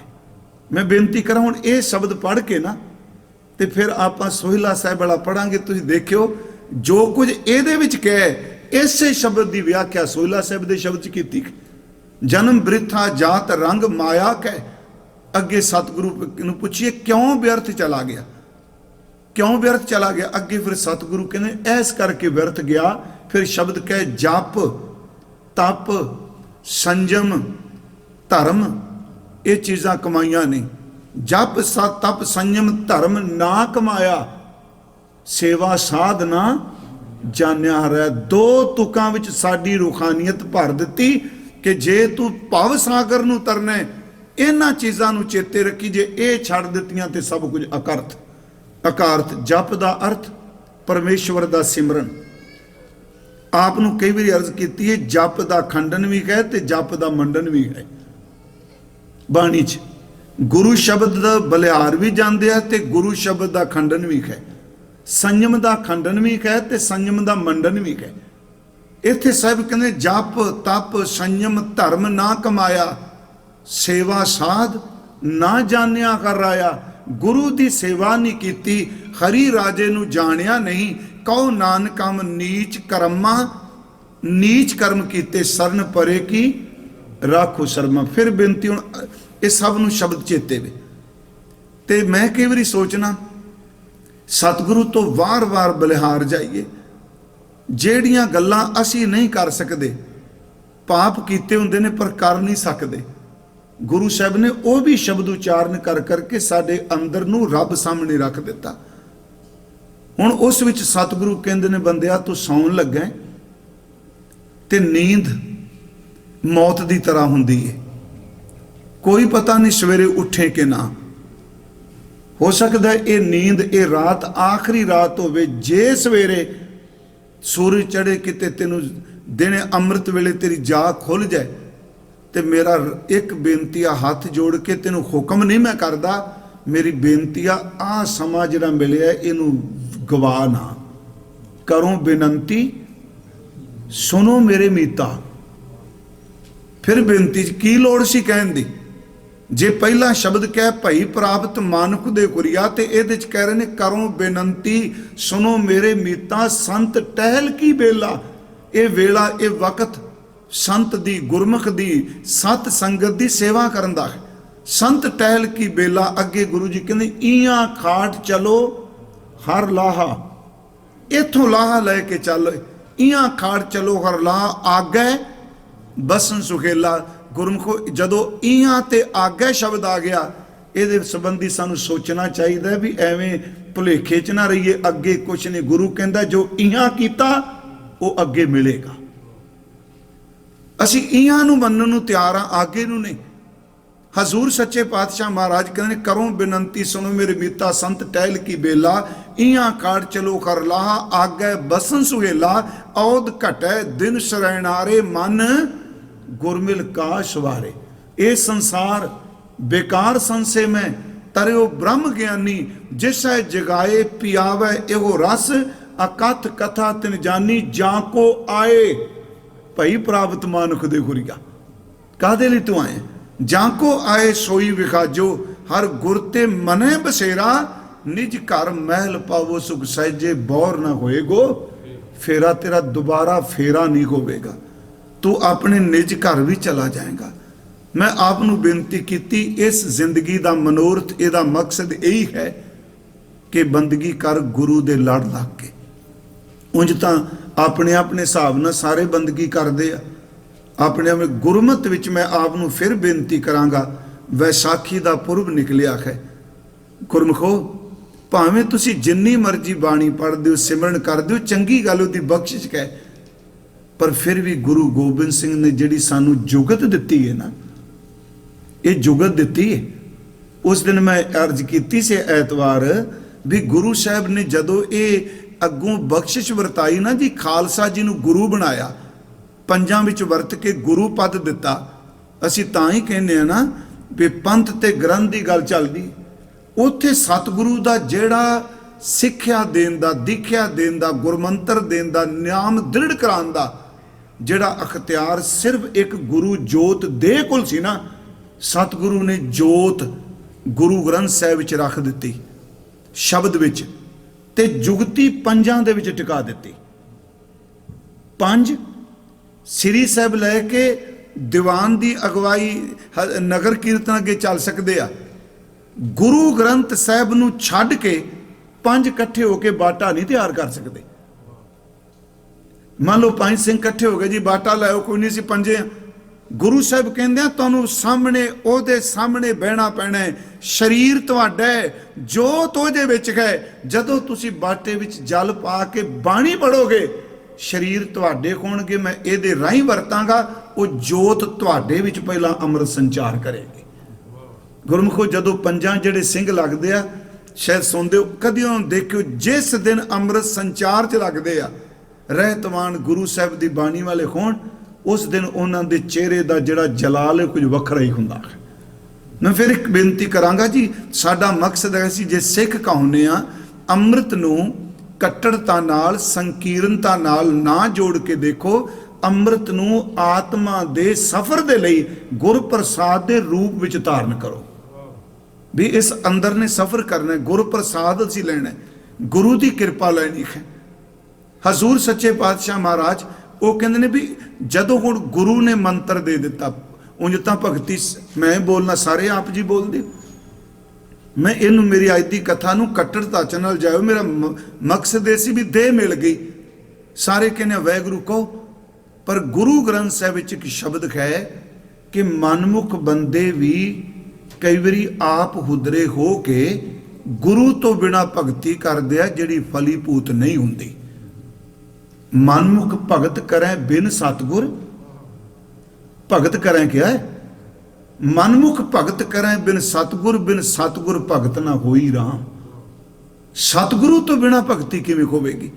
ਗੁਰ ਪ੍ਰਸਾਦ ਹੈ ਗੁਰਮੁਖੋ। ਇਸੇ ਕਰਕੇ ਪੂਰਾ ਗੁਰੂ ਗ੍ਰੰਥ ਸਾਹਿਬ ਕੂ ਕੇ ਇੱਕ ਗੱਲ ਨੂੰ ਸੈਂਕੜੇ ਵਾਰੀ ਕਹਿ ਰਿਹਾ ਹੈ, ਇੱਕ ਓੰਕਾਰ ਸਤਿਗੁਰ ਪ੍ਰਸਾਦ, ਸਤਿਗੁਰੂ ਦੀ ਕਿਰਪਾ।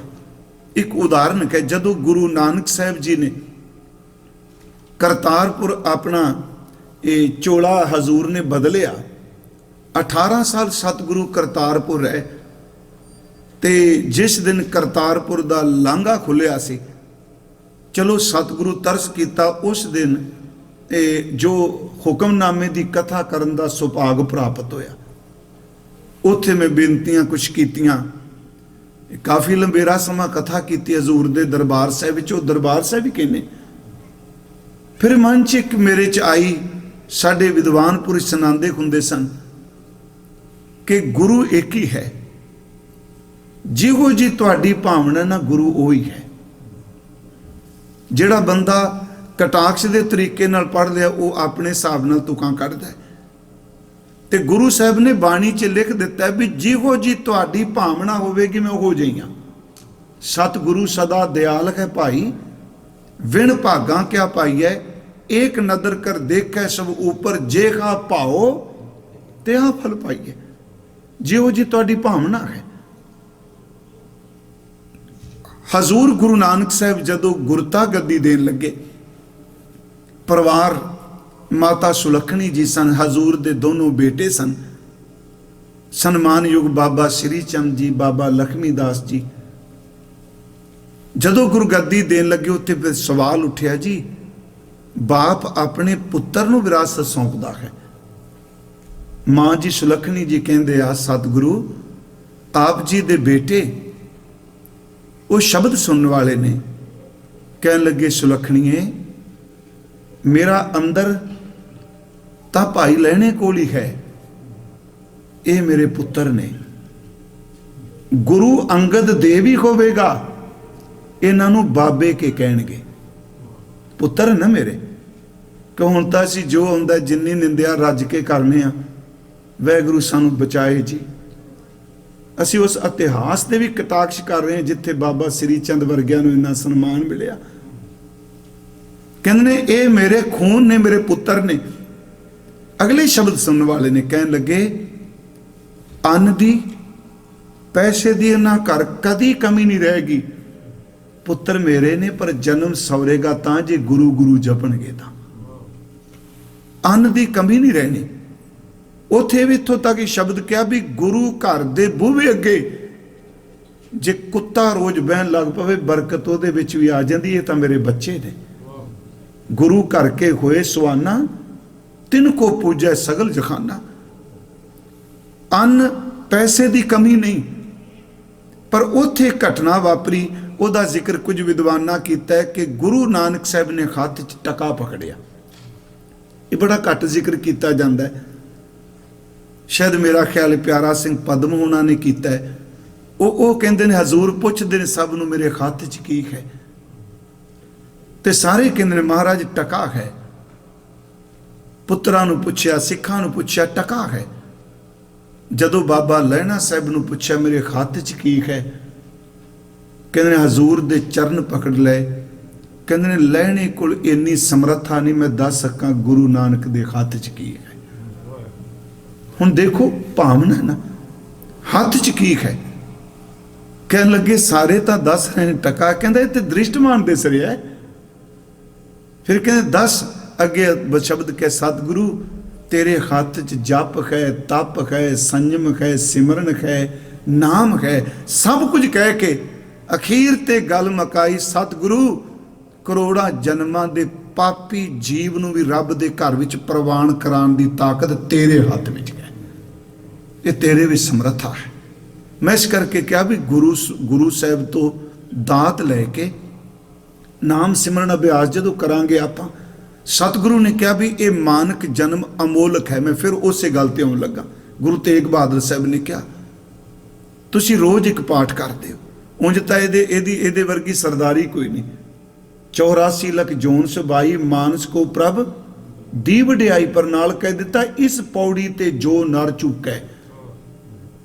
महाराज कह रहे ने साधो गोबिंद के गुण गावो, मानस जन्म अमोलक पायो, बिरथा काहे गवावो, इस पौड़ी ते जो नर चूकै।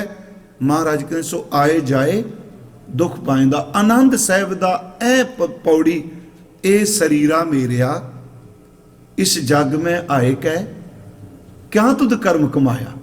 ਇਹਦਾ मतलब कोई काम करना है। ए शरीरा मेरिया इस जग में आए कै क्या तुद कर्म कमाया, के कर्म कमाया तुद शरीरा जा तू जग में आया। जिथे तू शब्द है ना जी, मेरी एक बेनती उत्थे टिप्पी ला के तू ना करिया जे।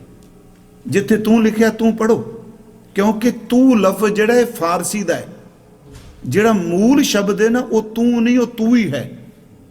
ये फारसी दा लफ्ज तू भी।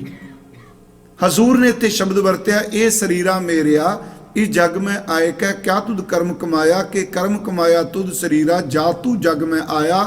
जिन हर तेरा रचन रचिया सो हर मन ना वसाया, गुर प्रसादी हर मन वसिया पूर्व लिखिया पाया।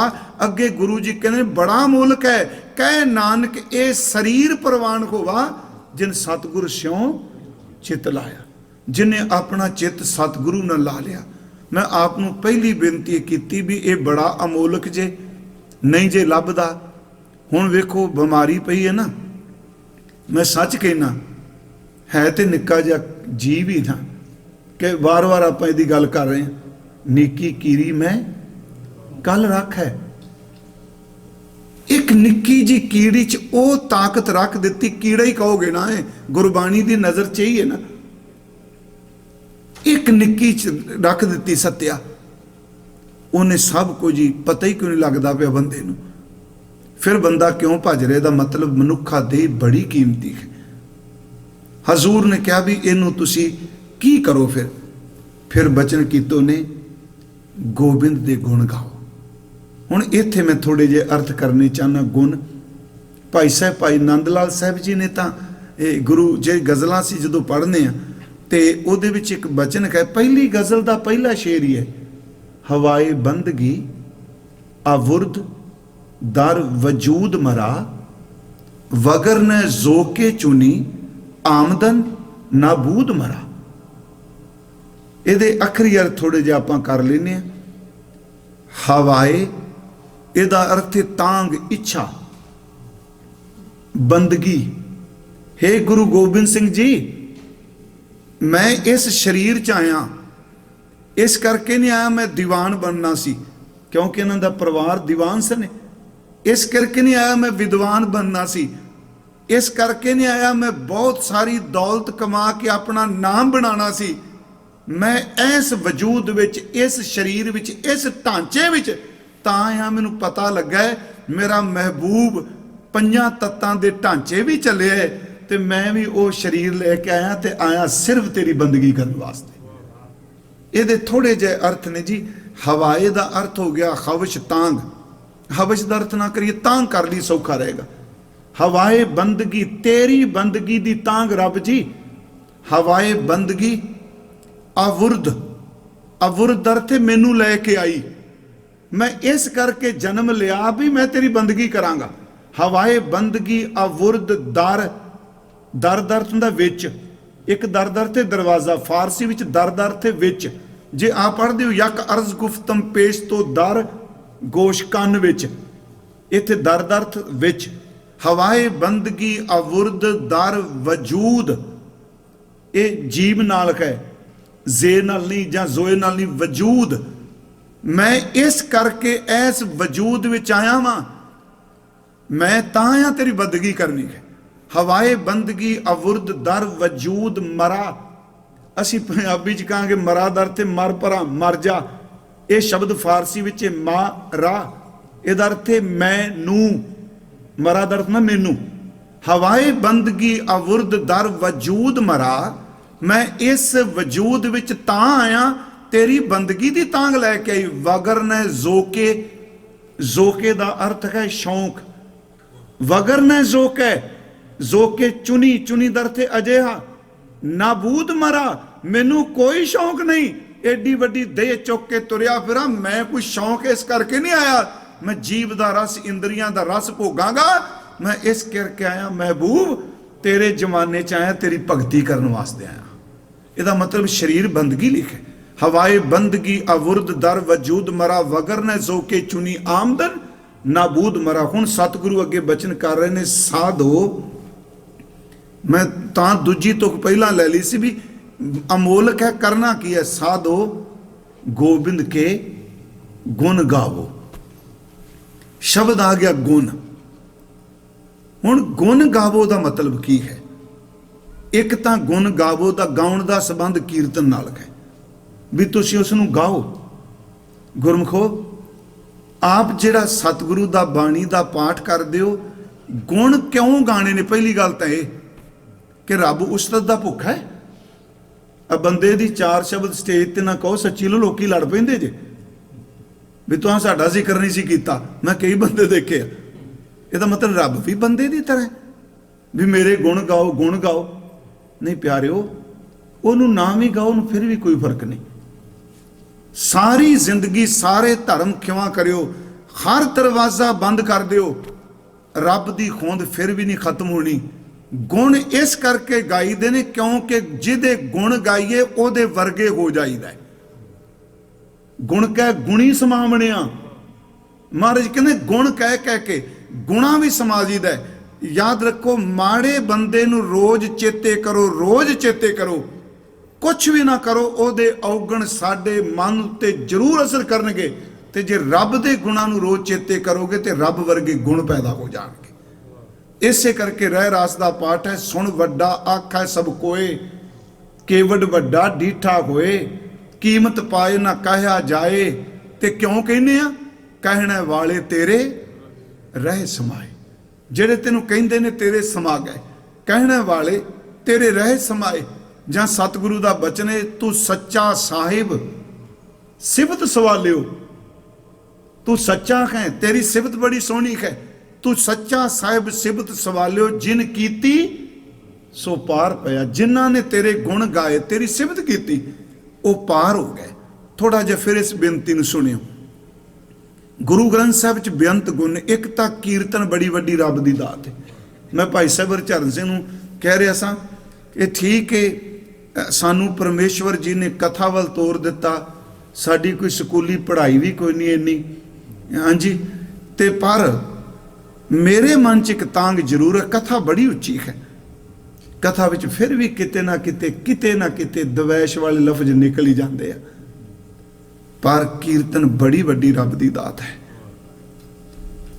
ਜਿਸ ਘਰ ਚ ਕੀਰਤਨ ਆ ਗਿਆ ਨਾ, ਮੈਂ ਕਹਾਂਗਾ ਠੀਕ ਹੈ, ਬੱਚਿਆਂ ਨੂੰ ਕਥਾ ਸਿਖਾਓ, ਚਾਹੀਦਾ ਹੈ। ਤੇ ਇੱਥੋਂ ਦੀ ਜਿੰਨੀ ਸੰਗਤ ਹੈ, ਮੈਂ ਪ੍ਰਚਾਰਕ ਹੋਣ ਦੇ ਨਾਤੇ ਕਹਾਂਗਾ, ਉਹ ਗੁਰਮੁਖੋ ਇੱਥੇ ਅਗਲੀ ਪੀੜ੍ਹੀ ਨੂੰ ਗੁਰਦੁਆਰੇ ਲਿਆ ਕੇ ਇਹਨਾਂ ਨੂੰ ਸਰੋਤੇਬੰਦੀ ਜਾਚ ਦੱਸੋ। ਜੇ ਇਹ ਨਾ ਬੈਠੇਗਾ ਸਟੇਜ ਤੇ, ਕਿੰਨੇ ਸੁਣਨਾ ਹੈ? ਉਂਝ ਗੁਰੂ ਘਰ ਦਾ ਬੀਜ ਨਾਸ ਨਹੀਂ ਹੋਣਾ। ਅਜੇ ਬੱਚਿਆਂ ਨੂੰ ਬਾਣੀ ਦੀ ਸਮਝ ਹੀ ਕੋਈ ਨਹੀਂ। ਕੱਲ ਆਪਾਂ ਹੁਣ ਮਨ ਦੀ ਗੱਲ ਕੀਤੀ, ਕਿੰਨੀ ਸੂਖਸ਼ਮ ਹੈ। ਹਾਲਾਂਕਿ ਆਪਾਂ ਬੜੇ ਮੋٹے ਸ਼ਬਦ ਵਰਤੇ ਵੀ ਸਮਝ ਪੈ ਜਾਏ, ਬੱਚੇ ਨੂੰ ਸਮਝ ਨਹੀਂ ਪਏਗੀ।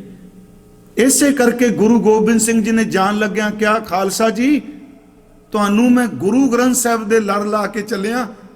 ਇੱਕ ਕੰਮ ਕਰਿਓ, ਜਿਵੇਂ ਤੁਸੀਂ ਮੇਰੇ ਕੋਲ ਬੈਠੇ ਹੋ, ਇਸੇ ਤਰ੍ਹਾਂ ਤੁਸੀਂ ਚਾਹੁੰਦੇ ਹੋ ਤੁਹਾਡਾ ਬਿੰਦੀ ਖਾਨਦਾਨ ਅੱਗੇ ਚੱਲੇ। ਬਿੰਦੀ ਦਰ ਸਮਝ ਗਏ ਨਾ, ਬਿੰਦ ਤੋਂ ਪੈਦਾ ਹੋਇਆ। ਤੁਸੀਂ ਚਾਹੁੰਦੇ ਹੋ ਸਾਡਾ ਬਿੰਦੀ ਖਾਨਦਾਨ ਅੱਗੇ ਚੱਲੇ। ਇੱਕ ਕੰਮ ਕਰਿਓ, ਉਸ ਬਿੰਦੀ ਪੁੱਤਰ ਨੂੰ ਤੁਸੀਂ ਮੇਰੇ ਕੋਲ ਵੀ ਜ਼ਰੂਰ ਬਿਠਾਇਓ, ਮੇਰਾ ਪੰਥ ਵੀ ਅੱਗੇ ਚੱਲੇ। ਮਹਾਰਾਜ ਜੀ ਨੇ ਸ਼ਬਦ ਵਰਤਿਆ ਸੀ ਜੀ ਕਿ ਆਪਸ ਵਿੱਚ ਪਿਆਰ ਰੱਖਣਾ। ਤੁਰ ਲੱਗਿਆ ਕਹਿਣ ਲੱਗੇ, ਆਪਸ ਵਿੱਚ ਪਿਆਰ ਰੱਖਣਾ ਤੇ ਸੱਚੀ ਹੁਣ ਕੋਈ ਨਹੀਂ ਜੀ। ਹੁਣ ਤਾਂ ਸਿਰਫ ਸੰਪਰਦਾ ਤੇ ਜਥੇਬੰਦੀ ਦਿਸਦੀ, ਗੁਰੂ ਗੋਬਿੰਦ ਸਿੰਘ ਕਿੱਥੇ ਦਿਸਦਾ? ਉਹ ਕੌੜਾ ਸੱਚ ਹੈ ਜਿਹਨੂੰ ਸਾਨੂੰ ਪਿੰਡੇ ਤੇ ਹੰਡਾਣਾ ਪੈਂਦਾ। ਉੱਥੇ ਪੱਗ ਦੀ ਬੰਤਰ ਦੇਖੀ ਜਾਂਦੀ ਹੈ,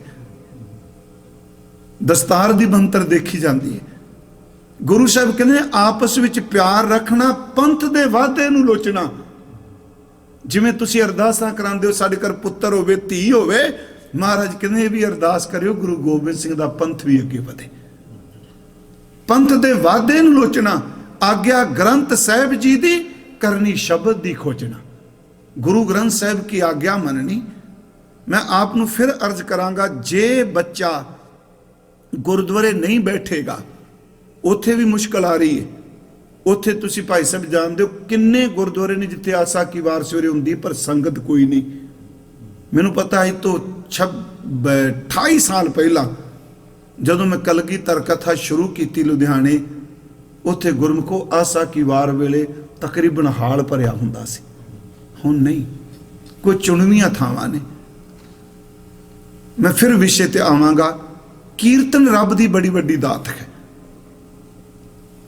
ਤੁਸੀਂ ਕਿਸੇ ਸਰੋਤੇ ਦੀ ਲੋੜ ਨਹੀਂ, ਤੁਸੀਂ ਵਾਜਾ ਪਕੜ ਕੇ ਇਕੱਲੇ ਬੈਠ ਜਾਓ। ਤਬਲੇ ਵਾਲਾ ਕੀ ਨਹੀਂ ਤੇ ਇਕੱਲੇ ਬੈਠ ਜਾਓ। ਜਿੰਨੇ ਬੇਨਤੀਆਂ ਦੇ ਸ਼ਬਦ ਨੇ ਪੜ੍ਹੀ ਜਾਓ। ਇਹ ਮਤ ਸਮਝੋ ਵੀ ਇਹ ਗੁਰੂ ਨਾਨਕ ਸਾਹਿਬ ਆਪਣੇ ਲਈ ਕਹਿ ਰਿਹਾ ਹੈ। ਬੇਨਤੀਆਂ ਦੇ ਸ਼ਬਦ ਤੇ ਕਹੋ ਵੀ ਇਹ ਗੁਰੂ ਸਾਹਿਬ ਮੇਰੇ ਲਈ ਕਹਿੰਦੇ ਪਏ ਆ। ਵੇਖੋ ਤੁਸੀਂ ਸਿਫਤ ਦਾ ਸਵਾਦ ਕੀ ਹੁੰਦਾ ਜਦੋਂ ਅਸੀਂ ਇਹ ਗਾਵਾਂਗੇ ਕਿ ਬਹੁਤ ਜਨਮ ਵਿਛਰੇ ਥੇ ਮਾਧੋ, ਇਹ ਜਨਮ ਤੁਮਾਰੇ ਲਿਖੇ। ਜਦੋਂ ਬੇਨਤੀ ਦੇ ਸ਼ਬਦ ਪੜਾਂਗੇ, ਕੰਚਨ ਨਾਰੀ ਮੈਂ ਜਿਉ ਲੁਪਤ ਹੈ ਮੋਹ ਮਿੱਠਾ ਮਾਇਆ, ਘਰ ਮੰਦਰ ਘੋੜੇ ਖੁਸ਼ੀ ਮਨ ਅਨਰਸ ਲਾਇਆ, ਹਰ ਪ੍ਰਭ ਚਿਤ ਨਾ ਆਵੀ ਕਿਉਂ ਛੂਟਾ ਮੇਰੇ ਹਰ ਰਾਇਆ। ਉਂਝ ਵੈਸੇ ਜਿਨਨੇ ਆਪਣਾ ਨਿੱਜੀ ਜੀਵਨ ਕਮਾਣਾ ਹੈ, ਬੇਨਤੀਆਂ ਦੇ ਸ਼ਬਦ ਜ਼ਰੂਰ ਚੇਤੇ ਕਰਕੇ ਰੋਜ਼ ਪੜਿਆ ਕਰੇ, ਭਾਵੇਂ ਤੋਕੀ ਪੜੇ। ਕੀਰਤਨ ਰੱਬ ਦੀ ਬੜੀ ਵੱਡੀ ਦਾਤ ਹੈ। ਪਹਿਲੀ ਮੈਂ ਬੇਨਤੀ ਕਰਾਂਗਾ, ਗਾਇਆ ਜਾਂਦਾ ਹੈ ਤੇ ਗੁਰੂ ਸਾਹਿਬ ਜੀ ਸ਼ਬਦ ਵਰਤਦੇ ਆ। ਗੁਰੂ ਨਾਨਕ ਸਾਹਿਬ ਜੀ ਕਹਿੰਦੇ ਆ ਕਿ ਮੈਨੂੰ ਪਰਮਾਤਮਾ ਨੇ ਆਪਣੇ ਘਰ 'ਚ ਬੁਲਾਇਆ। ਕਹਿੰਦੇ ਢਾਡੀ ਨੂੰ ਦੋ ਚੀਜ਼ਾਂ ਲੋਕ ਦਿੰਦੇ ਸਨ। ਪਹਿਲਾਂ ਜਦੋਂ ਗਾਉਣ ਵਾਲਾ ਆਉਂਦਾ ਸੀ ਨਾ ਜੀ ਢਾਡੀ, ਉਹਨੂੰ ਇੱਕ ਕੱਪੜਾ ਦਿੱਤਾ ਜਾਂਦਾ ਸੀ, ਇੱਕ ਉਹਨੂੰ ਖਾਣ ਨੂੰ ਭੋਜਨ ਦਿੱਤਾ ਜਾਂਦਾ ਸੀ। ਕਹਿੰਦੇ ਮੇਰੇ ਵਾਹਿਗੁਰੂ ਜਜਮਾਨ ਨੇ ਇੱਕ ਤਾਂ ਮੈਨੂੰ ਸਿਫਤ ਸਲਾਹ ਦਾ ਕੱਪੜਾ ਦੇ ਦਿੱਤਾ, ਦੂਜਾ ਨਾਮ ਦਾ ਭੋਜਨ ਦੇ ਦਿੱਤਾ ਤੇ ਸ਼ਬਦ ਦੇ ਕੇ ਕਹਿ ਲਗੇ ਜਾ ਹੁਣ ਸਾਰੀ ਦੁਨੀਆ ਵਿੱਚ ਇਹਨੂੰ ਵਰਤਾ ਦੇ, ਮੈਂ ਤੇਰਾ ਅੰਦਰ ਕੀਰਤਨ ਨਾਲ ਭਰ ਦਿੱਤਾ। ਹਾਂ ਢਾਡੀ ਵੇਕਾਰ ਕਾਰੈ ਲਾਇਆ, ਸਾਧੋ ਗੋਬਿੰਦ ਕੇ ਗੁਣ ਗਾਵੋ। ਮੈਂ ਸਿਰਫ ਕਹਿ ਰਿਹਾ, ਹਾਂ ਢਾਡੀ ਵੇਕਾਰ ਕਾਰੈ ਲਾਇਆ, ਰਾਤ ਦਿਉ ਕੈ ਵਾਰ। ਇਹ ਨਹੀਂ ਵੇਖਣਾ ਅੱਜ ਦਿਨ ਕਿ ਰਾਤ ਹੈ, ਰਾਤ ਦਿਉ ਕੈ ਵਾਰ ਧੁਰੋਂ ਫਰਮਾਇਆ। ਧੁਰ ਤੋਂ ਕਹਿ ਦਿੱਤਾ ਬਸ ਦਿਨ ਰਾਤ ਇੱਕ ਕਰ ਦਿਓ ਦੀ ਬੰਦਗੀ ਕਰ। ਰਾਤ ਦਿਉ ਕੈ ਵਾਰ ਧੁਰੋਂ ਫਰਮਾਇਆ, ਢਾਡੀ ਸੱਚੇ ਮਹਿਲ ਖਸਮ ਬੁਲਾਇਆ। ਸੱਚੀ ਸਿਮਤ ਸਲਾਹ ਕੱਪੜਾ ਪਾਇਆ, ਸੱਚਾ ਅੰਮ੍ਰਿਤ ਨਾਮ ਭੋਜਨ ਆਇਆ। ਗੁਰਮਤੀ ਖਾਦਾ ਰਜ ਤਿੰਨੀ ਸੁਖ ਪਾਇਆ। ਇਹ ਸ਼ਬਦ ਸਾਰੇ ਸੌਖੇ ਨਹੀਂ ਜੀ, ਅਰਥਾਂ ਦੀ ਲੋੜ ਨਹੀਂ ਇੰਨੀ। ਸਿਫਤ ਸਲਾਹ ਦਾ ਚੋਲਾ ਦਿੱਤਾ ਗੁਰੂ ਸਾਹਿਬ ਕਹਿੰਦੇ, ਬੜੀ ਵੱਡੀ ਦਾਤ ਹੁੰਦੀ ਹੈ ਸਿਫਤ ਸਲਾਹ ਦਾ। ਸਵੇਰੇ ਵੀ ਮੈਂ ਕਿਹਾ ਸੀ, ਭਾਈ ਸਾਹਿਬ ਕਰਨ ਦਰ ਲਿਬਾਸੇ ਬੰਦਗੀ ਸ਼ਾਹੀ ਤੁਰਾਸਤ। ਜੇ ਤੈਨੂੰ ਰੱਬ ਨੇ ਬੰਦਗੀ ਦੀ ਪੋਸ਼ਾਕ ਦੇ ਦਿੱਤੀ, ਇਹਦੇ ਸਾਹਮਣੇ ਬਾਦਸ਼ਾਹਾਂ ਦੀਆਂ ਪੋਸ਼ਾਕਾਂ ਦੀ ਕੋਈ ਕੀਮਤ ਨਹੀਂ, ਜ਼ੀਰੋ ਨੇ। ਦਰ ਲਿਬਾਸੇ ਬੰਦਗੀ ਸ਼ਾਹੀ ਤੁਰਾਸਤ ਦੌਲਤੇ ਅਜ਼ਮਾ। ਜਿੰਨੀ ਮਾਹ ਦਾ ਅਰਥ ਮੈਂ ਕੀਤਾ ਸੀ ਸਵੇਰੇ ਚੰਦਰਮਾ, ਤੇ ਮਾਹੀ ਦਾ ਅਰਥ ਮੱਛੀ। ਮੱਛੀ ਦਾ ਅਰਥ ਕੀਤਾ ਸੀ ਸਮੁੰਦਰ ਦੀ ਗਹਿਰਾਈ ਚ ਲੈ ਲੈ। ਚੰਦਰਮਾ ਤੋਂ ਲੈ ਕੇ ਸਮੁੰਦਰ ਦੀ ਗਹਿਰਾਈ ਤੱਕ ਸਾਰੇ ਖਜ਼ਾਨੇ ਤੇਰੇ ਹੋ ਜਾਣਗੇ। ਭਾਵੇਂ ਤੇਰੀਆਂ ਪਾਟੀਆਂ ਲੀਰਾਂ ਨੇ, ਤੇਰੀਆਂ ਪਾਟੀਆਂ ਲੀਰਾਂ ਦਾ ਮੁਕਾਬਲਾ ਵੀ ਸ਼ਹਿਨਸ਼ਾਹ ਦੀ ਪੋਸ਼ਾਕ ਨਹੀਂ ਕਰ ਸਕੇਗੀ। ਦੇਖੋ ਉੱਥੇ ਸਤਿਗੁਰੂ ਕਹਿੰਦੇ ਮੈਨੂੰ ਸੱਚੀ ਸਿਵ ਸਲਾਹ ਕੱਪੜਾ ਪਾਇਆ, ਸੱਚਾ ਅੰਮ੍ਰਿਤ ਨਾਮ ਭੋਜਨ ਆਇਆ। ਗੁਰਮਤੀ ਖਾਦਾ ਰਜ ਤਿਨੀ ਸੁਖ ਪਾਇਆ। ਢਾਡੀ ਕਰੈ ਪਸਾਓ ਸ਼ਬਦ ਵਜਾਇਆ, ਨਾਨਕ ਸੱਚ ਸਲਾਹੇ ਪੂਰਾ ਪਾਇਆ। ਆ ਜਿਹੜਾ ਰਾਗ ਹੈ ਨਾ ਜੀ, ਸੁਰ ਜਿਹੜੀ ਹੈ, ਇਹ ਬੜੀ ਵੱਡੀ ਗੁਰੂ ਸਾਹਿਬ ਨੇ ਕਿਰਪਾ ਕੀਤੀ। ਜਿਹੜਾ ਰਾਗ ਹੈ ਸੂਫੀ ਕਹਿੰਦੇ ਆ, ਕਹਿੰਦੇ ਨੇ ਇਹ ਅੱਲਾ ਦੀ ਸੱਧ ਹੁੰਦੀ ਹੈ ਰੂਹ ਨੂੰ। ਜਦੋਂ ਕੀਰਤਨ ਹੁੰਦਾ ਹੈ, ਰਾਗ 'ਚ ਕੋਈ ਗਾ ਰਿਹਾ ਹੈ, ਰਾਗ ਅੱਲਾ ਦੀ ਸੱਧ, ਸੱਧ ਸਮਝਿਆ ਨਾ ਆਵਾਜ਼, ਅੱਲਾ ਦੀ ਸੱਧ ਹੈ ਰੂਹ ਨੂੰ, ਤੇ ਰੂਹ ਨੇ ਦਾ ਜਵਾਬ ਦੇਣਾ ਹੈ। ਉਹਨੇ ਆਵਾਜ਼ ਮਾਰੀ ਰੂਹ ਨੂੰ, ਰੂਹ ਨੇ ਦਾ ਜਵਾਬ ਦੇਣਾ। ਤੇ ਫਕੀਰ ਨੂੰ ਪੁੱਛਿਆ ਜਵਾਬ ਕੀ? ਕਹਿਣ ਲੱਗੇ ਰਾਗ ਵਿੱਚ ਇੰਨਾ ਕੁ ਗੁੜੋਂਦ ਹੋ ਜਾਣਾ, ਸਮਾਧੀ ਵੀ ਜਾ ਕੇ ਆਪਣਾ ਆਪ ਹੀ ਗਵਾ ਦੇਣਾ। ਇਹਨੂੰ ਫਿਰ ਪੰਜਾਬੀ 'ਚ ਕਹੀਏ, ਰਾਗ ਅੱਲਾ ਦੀ ਆਵਾਜ਼ ਹੈ, ਇਹਦਾ ਜਵਾਬ ਸਾਡੀ ਰੂਹ ਨੇ ਦੇਣਾ ਹੈ, ਤੇ ਰੂਹ ਨੇ ਜਵਾਬ ਦੇਣਾ ਹੈ। ਸੁਣਦਿਆਂ ਸੁਣਦਿਆਂ ਰੱਬ ਦੀ ਸੁਭਸ ਇੰਨੀ ਕੁ ਮਦਹੋਸ਼ ਹੋ ਜਾਏ, ਇਹਨੂੰ ਆਪਣਾ ਆਪੇ ਹੀ ਭੁੱਲ ਜਾਓ, ਉਹਦੇ ਵਿੱਚ ਲੀਨ ਹੋ ਜਾਏ। ਗੁਣ ਨੂੰ ਗਾਓ, ਕੀਰਤਨ ਕਰੋ ਉਹਦਾ। ਹੁਣ ਅਗਲੀ ਬੇਨਤੀ, ਮੰਨ ਲਓ ਅਸੀਂ ਕਹਾਂਗੇ ਜੀ ਭਾਈ ਸਾਹਿਬ ਕਰਨਗੇ, ਕੱਲੇ ਕਿਵੇਂ ਗੁਣ ਗਾਈਏ? ਇੱਥੇ ਮੈਂ ਬੇਨਤੀ ਕਰਾਂਗਾ, ਬੜੇ ਸ਼ਬਦ ਐਸੇ ਨੇ ਜਿਹੜੇ ਉਹਦੇ ਗੁਣ ਗਾਏ ਜਾਂਦੇ ਆ। ਹੁਣ ਇੱਕ ਸ਼ਬਦ ਪੜੋ, ਇਹ ਮਹਾਰਾਜ ਦਾ, ਤੁਮ ਦਾਤੇ, ਧਨਾਸਰੀ ਰਾਗ ਨਾ, ਤੁਮ ਦਾਤੇ ਠਾकुर ਪ੍ਰਤਪਾਲਕ ਨਾਇਕ ਖਸਮ ਹਮਾਰੇ। ਇਹ ਕੀ ਹੈ? ਇਹ ਗੁਣ ਨੇ ਨਾ ਸਾਰੇ, ਆ ਤੇਰੇ ਗੁਣ ਨੇ। ਤੁਮ ਦਾਤੇ, ਜਦੋਂ ਇਹ ਕਹਿੰਦੇ ਆ ਤੂੰ ਦਾਤਾ ਹੈ, ਮੈਨੂੰ ਦਾਤਾਂ ਦੇਣ ਵਾਲਾ ਹੈ, ਦਾਤਾਂ ਦੇਣ ਵਾਲਿਆ ਦਾਤਾ, ਮੈਂ ਤੇਰੀ ਸਿਫਤ ਕਰਨਾ ਆ। ਠਾकुर, ਤੂੰ ਮੇਰਾ ਮਾਲਿਕ ਹੈ। ਤੁਮ ਦਾਤੇ ਠਾकुर ਪ੍ਰਤਪਾਲਕ, ਤੂੰ ਮੇਰੀ ਪਾਲਣਾ ਕਰਨ ਵਾਲਾ। ਨਾਇਕ, ਮੇਰਾ ਆਗੂ ਤੂੰ ਹੈ, ਮੇਰਾ ਆਗੂ ਹੋਰ ਕੋਈ ਨਹੀਂ। ਇਹ ਸਿਫਤ ਨੇ ਸਾਰੀ। ਤੁਮ ਦਾਤੇ ਠਾकुर ਪ੍ਰਤਪਾਲਕ ਨਾਇਕ ਖਸਮ ਹਮਾਰੇ, ਸਾਡਾ ਖਸਮ ਹੈ ਨਿਮਖ। ਨਿਮਖ ਤੁਮ ਹੀ ਪ੍ਰਤਪਾਲੋ, ਹਮ ਬਾਰਿਕ ਤੁਮਰੇ ਧਾਰੇ। ਆ ਗਏ ਸਾਧੋ ਗੋਬਿੰਦ ਕੇ ਗੁਣ ਗਾਵੋ। ਮੈਂ ਤਾਂ ਕਿਹਾ ਵੀ ਮੰਨ ਲਓ ਇਹ ਮਨ ਚ ਆਏਗਾ ਵੀ ਭਾਈ ਸਾਹਿਬ ਕੀਰਤਨ ਜਿਹਨੂੰ ਕੀਰਤਨ ਨਹੀਂ ਹੁੰਦਾ। तुम दाते ठाकुर प्रतिपालक नायक खसम हमारे, निमक निमक तुम ही प्रतिपालो हम बारिक तुमरे धारे। जे वह एक कवन गुण कही, उत्थे भी शब्द महाराज ने वरत्या। साधो गोबिंद के गुण गाओ, गाए भी ते नाल कह दिता मेरी जुबान एक है, तेरे गुण ज्यादा ने, मैं किन्ने को कहा। जे वह एक कवन गुण कहिए, बेशुमार बेअंत स्वामी तेरो अंत ना किन ही लहिए। रहाओ कोट अपराध हमारे खंडो, ये भी गुण है, साढ़े करोड़ा गुनाह माफ करने वालिया। कोट कोट अपराध हमारे खंडो, अनक विधि समझावो। हम अज्ञान अल्पमत थोरी, तुम आपन बिरद रखावो। तुमरी शरण तुम्हारी आसा, तुम ही सज्जन सहेले। मैं ये अर्थ नहीं किते, सीधा शब्द पढ़ रहा। मैनू यकीन है कि इन्हां लफ्जां दे आप नूं अर्थां दा पता है, ये सारे गुण ने।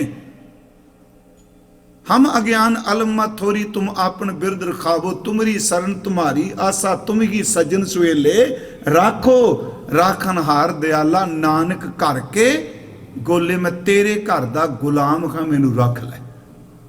आप जाप साहब पढ़ दियो जी, सिर्फ ध्यान दे के पढ़ लो, ਉਹਦਾ ਤਾਂ ਆਨੰਦ ਹੀ ਇੰਨਾ। जिन्ने रब दे गुण गुरु गोबिंद सिंह ने गाए ने, कमाल कर दिती जी। हाले सारे वो कर्म नाम ने। ते गुरु साहब कहते ने जाप साहब पढ़न वाले हो, मैं सर्ब नाम नहीं बोल सकता, नाम नू कोई नहीं बयान कर सकता, पर चंगे बुद्धि वालिया ने कर्म नाम रखे। जदों आप पढ़ते हो नमस्तवंग अकाले, नमस्तवंग कृपाले, नमस्तंग अरूपे, नमस्तंग अनूपे, नमस्तंग अभेखे, नमस्तंग अलेखे, नमस्तंग अकाए, नमस्तंग अजाए, नमस्तंग अगंजे, नमस्तंग भंजे, सारे दा गुण ने। थोड़ी भी थोड़े जे अर्थां ते नज़र मार लो, बड़ी छेती समझ पैंदी। नमस्तवंग अकाले, समय तो उपर रहन वालिया तेन मत्था टेकना। नमस्तवंग कृपाले, किरपा दे खजाने तेन मत्था टेकना वा। नमस्तंग अरूपे, रूप तो बिना तेन मत्था टेकना। नमस्तंग अनूपे, तेरे वर्गा कोई नहीं तेन मत्था टेकना। नमस्तंग अकाए, तेरी साडे वर्गी काया थोड़ी तेन मत्था टेकना। नमस्तंग अजाए, तेनू किसी मां ने जम्मिया नहीं तेनू मत्था टेकना। प्यारे वो गुण नहीं। जदों तुसीं ये पढ़दे हो सदा सच्चिदानंद सतरंग परनासी, ये सारे गुण ने। कि साहिब दिमाग है, कि हुस्न चिराग है, ये की है, कि पाक बेऐब है, कि गैबुल गैब है। गुरमुखो सच एवे जिन्ने गोबिंद दे गुण गाने ने। एक बारी जाप साहब दे शब्दां दे अर्थां वाल ध्यान दे दिओ, सवेरे पाठ करदिआं स्वाद आ जाऊगा भी सिद्धियां रब नाल गल्लां करातीआं गुरु गोबिंद सिंह ने। इत्थों तक एक शब्द होर कह के मैं अर्थ अगे कर देना। जदों हजूर जफरनामा लिखते हैं तो साड़ी इच्छा है, मैं चलो संगत अनाउंस भी कर देना, साड़ी तीव्र इच्छा है कि बहुत जल्दी जफरनामे का मूल पाठ शुद्ध होके परशियन विच ते पंजाबी विच गुटके दे रूप में संगत के सामने आ जाए। क्योंकि जफरनामा वो दस्तावेज है। चलो मैं दस्तावेज लफ्ज वरतन लगा।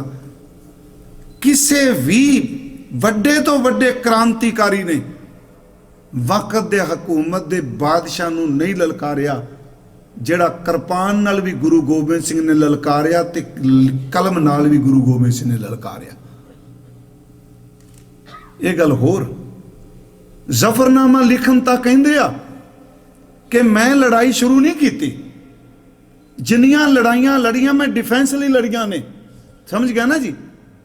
बाल लाचार की दरम्यान दंद, मैं डिफेंस लई लड़ियां, पर हुण चेते रखी पुत्र शहीद कर दिते, सिख शहीद कर दिते, हुण चेते रखी हुण मैं लड़ाई शुरू की, स्वाद तां इहनूं मिटा के दिखाई। हुण शुरू होनी है तेरी मेरी जंग। तो मैं कई बार सोचना बाकी सारियां लड़ाइयां गुरु साहब के ते चढ़ के गए जी। 14 लड़ाइयां हमले हुंदे ने, मुकाबला करते आ, जदों नदेड़ पहुंचते आ कहन लगे हुण तेरी मेरी गल शुरू हुई है। 5 तीर दे के कहंदे ने सरहंद दी इट नाल इट खड़का दी। सच्ची मुच्ची बंदे ने इट नाल इट खड़का दी। जदों उन्हें शुरू की औरंगजेब की औलाद तो सांभी नहीं गई। मैं आप नूं बेनती करांगा 12 शेर सफरनामे दे ਉਹ ਰੱਬ ਦੇ ਗੁਣ ਗਾਉਂਦੇ ਆ, चिट्ठी बादशाह ਨੂੰ लिख रहे ਆ। मैं सिर्फ 3 बेनती करांगा, साधो गोबिंद के गुण गावो। गुण गा सकने आ, वड्डा वड्डा कह सकने आ, सिफतां कर सकने आ। हजूर दा बचन है कमाल ए करामात कायम करीम, कमाल ए करामात कायम करीम, रजा बख्श राजिक रिहा कुन रहीम। मैं उस दिन भाई साहब नूं कहा तुसीं पढ़िया मेरे नाल, चलो पढ़िया जाता है। पहले जेड़ा शेर दी पहली सतर है वो सारी अरबी, वो फारसी नहीं। कमाल करामात अरबी है, कमाल करामात कायम, कायम दो नुक्ती काफ है, डंडे वाली काफ नहीं।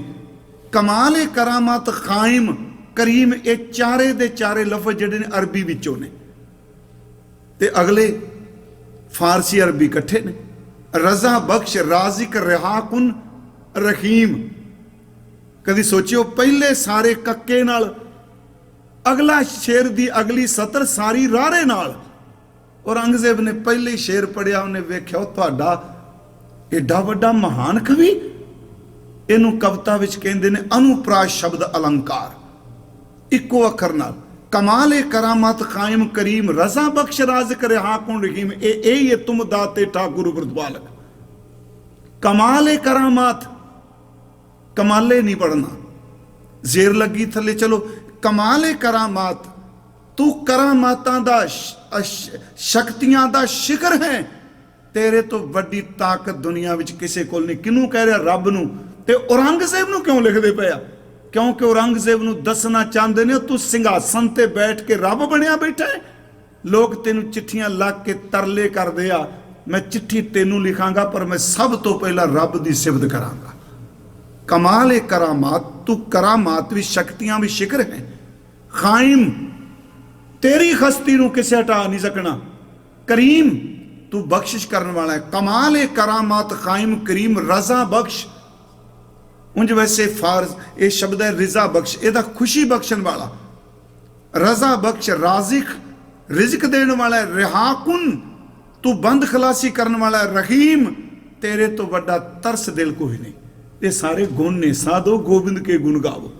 कमाल करामात कायम करीम रजा बख्श राजिक रिहाकुन रहीम, अमा बख्श बख्शंद ओ दस्तगीर। अमा बख्श, अमा मीज शरण, अमा बख्श बख्शंद ओ दस्तगीर। शरण बख्शण वालिया, अपनी शरण शब्द समझने ना, अपनी शरण विच रखण वालिया। दस्तंगीर, दस्तंगीर दा अर्थ हुंदा हथ पकड़न वाला, जिन्हों असी दस्तगीर कहने, इहदा भी अर्थ हथ पकड़न वाला है। अमा बख्श बख्शंद ओ दस्तगीर, खता बख्श, तू गुनाह बख्शण वाला है, यह भी तेरा गुण है एक। खता बख्श रोजी देखो, तू रिजक देना है। दिल पजीर, पजीर दर ते प्यारा, जिन्ने मर्जी बंदा गुनाह कर ले, जदों तेरे सामने रोंदा तू इन्ना दिलों प्यार करना, उहदा फिर हाथ पकड़ लेना है। कमाल करामत कायम करीम रजा बख्श राज़ करे हाकुन रहीम, आमा बख्श बख्शंद ओ दस्तगीर, खता बख्श रोजी देखो दिल पजीर, शहनशाह खूबी देखो राह नमू। वाह वाह जी, शहनशाह का अर्थ बादशाह होंदा है ना, खूबी का अर्थ है गुण, राह नमू का अर्थ है अगवाई करने वाला। हजूर कहते परमात्मा मेरे अल्लाह रब जी, आप बादशाह नू अकल तू देने वाला है बेअकलियां नू। शहनशाह खूबी देखो गुण देना तू, राह नमू तू इन्हां दी अगवाई करने वाला है कि बेगुनो बेचून बेनमू के बेगुनो बेचूनो चू बेनमू। बेगुनो तेरी तू उपमा तो रहत है, तेरा रंग कोई नहीं। सच एवे बेनमू तू अनाम है, नाम तो रहते तेरा कोई नाम नहीं लै सकता। एक ही है, ये सारे परमात्मा के गुण ने।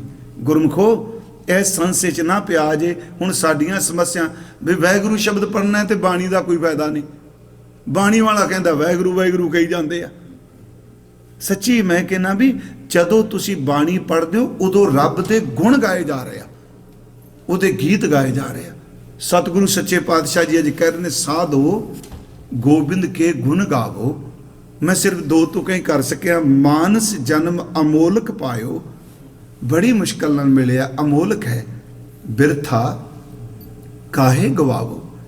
क्यों वेस्ट कर रहे, क्यों अकारत कर रहे? इसे करके पहला श्लोक भी है वे, गुण गोबिंद गायो नहीं जन्म अकारत कीन।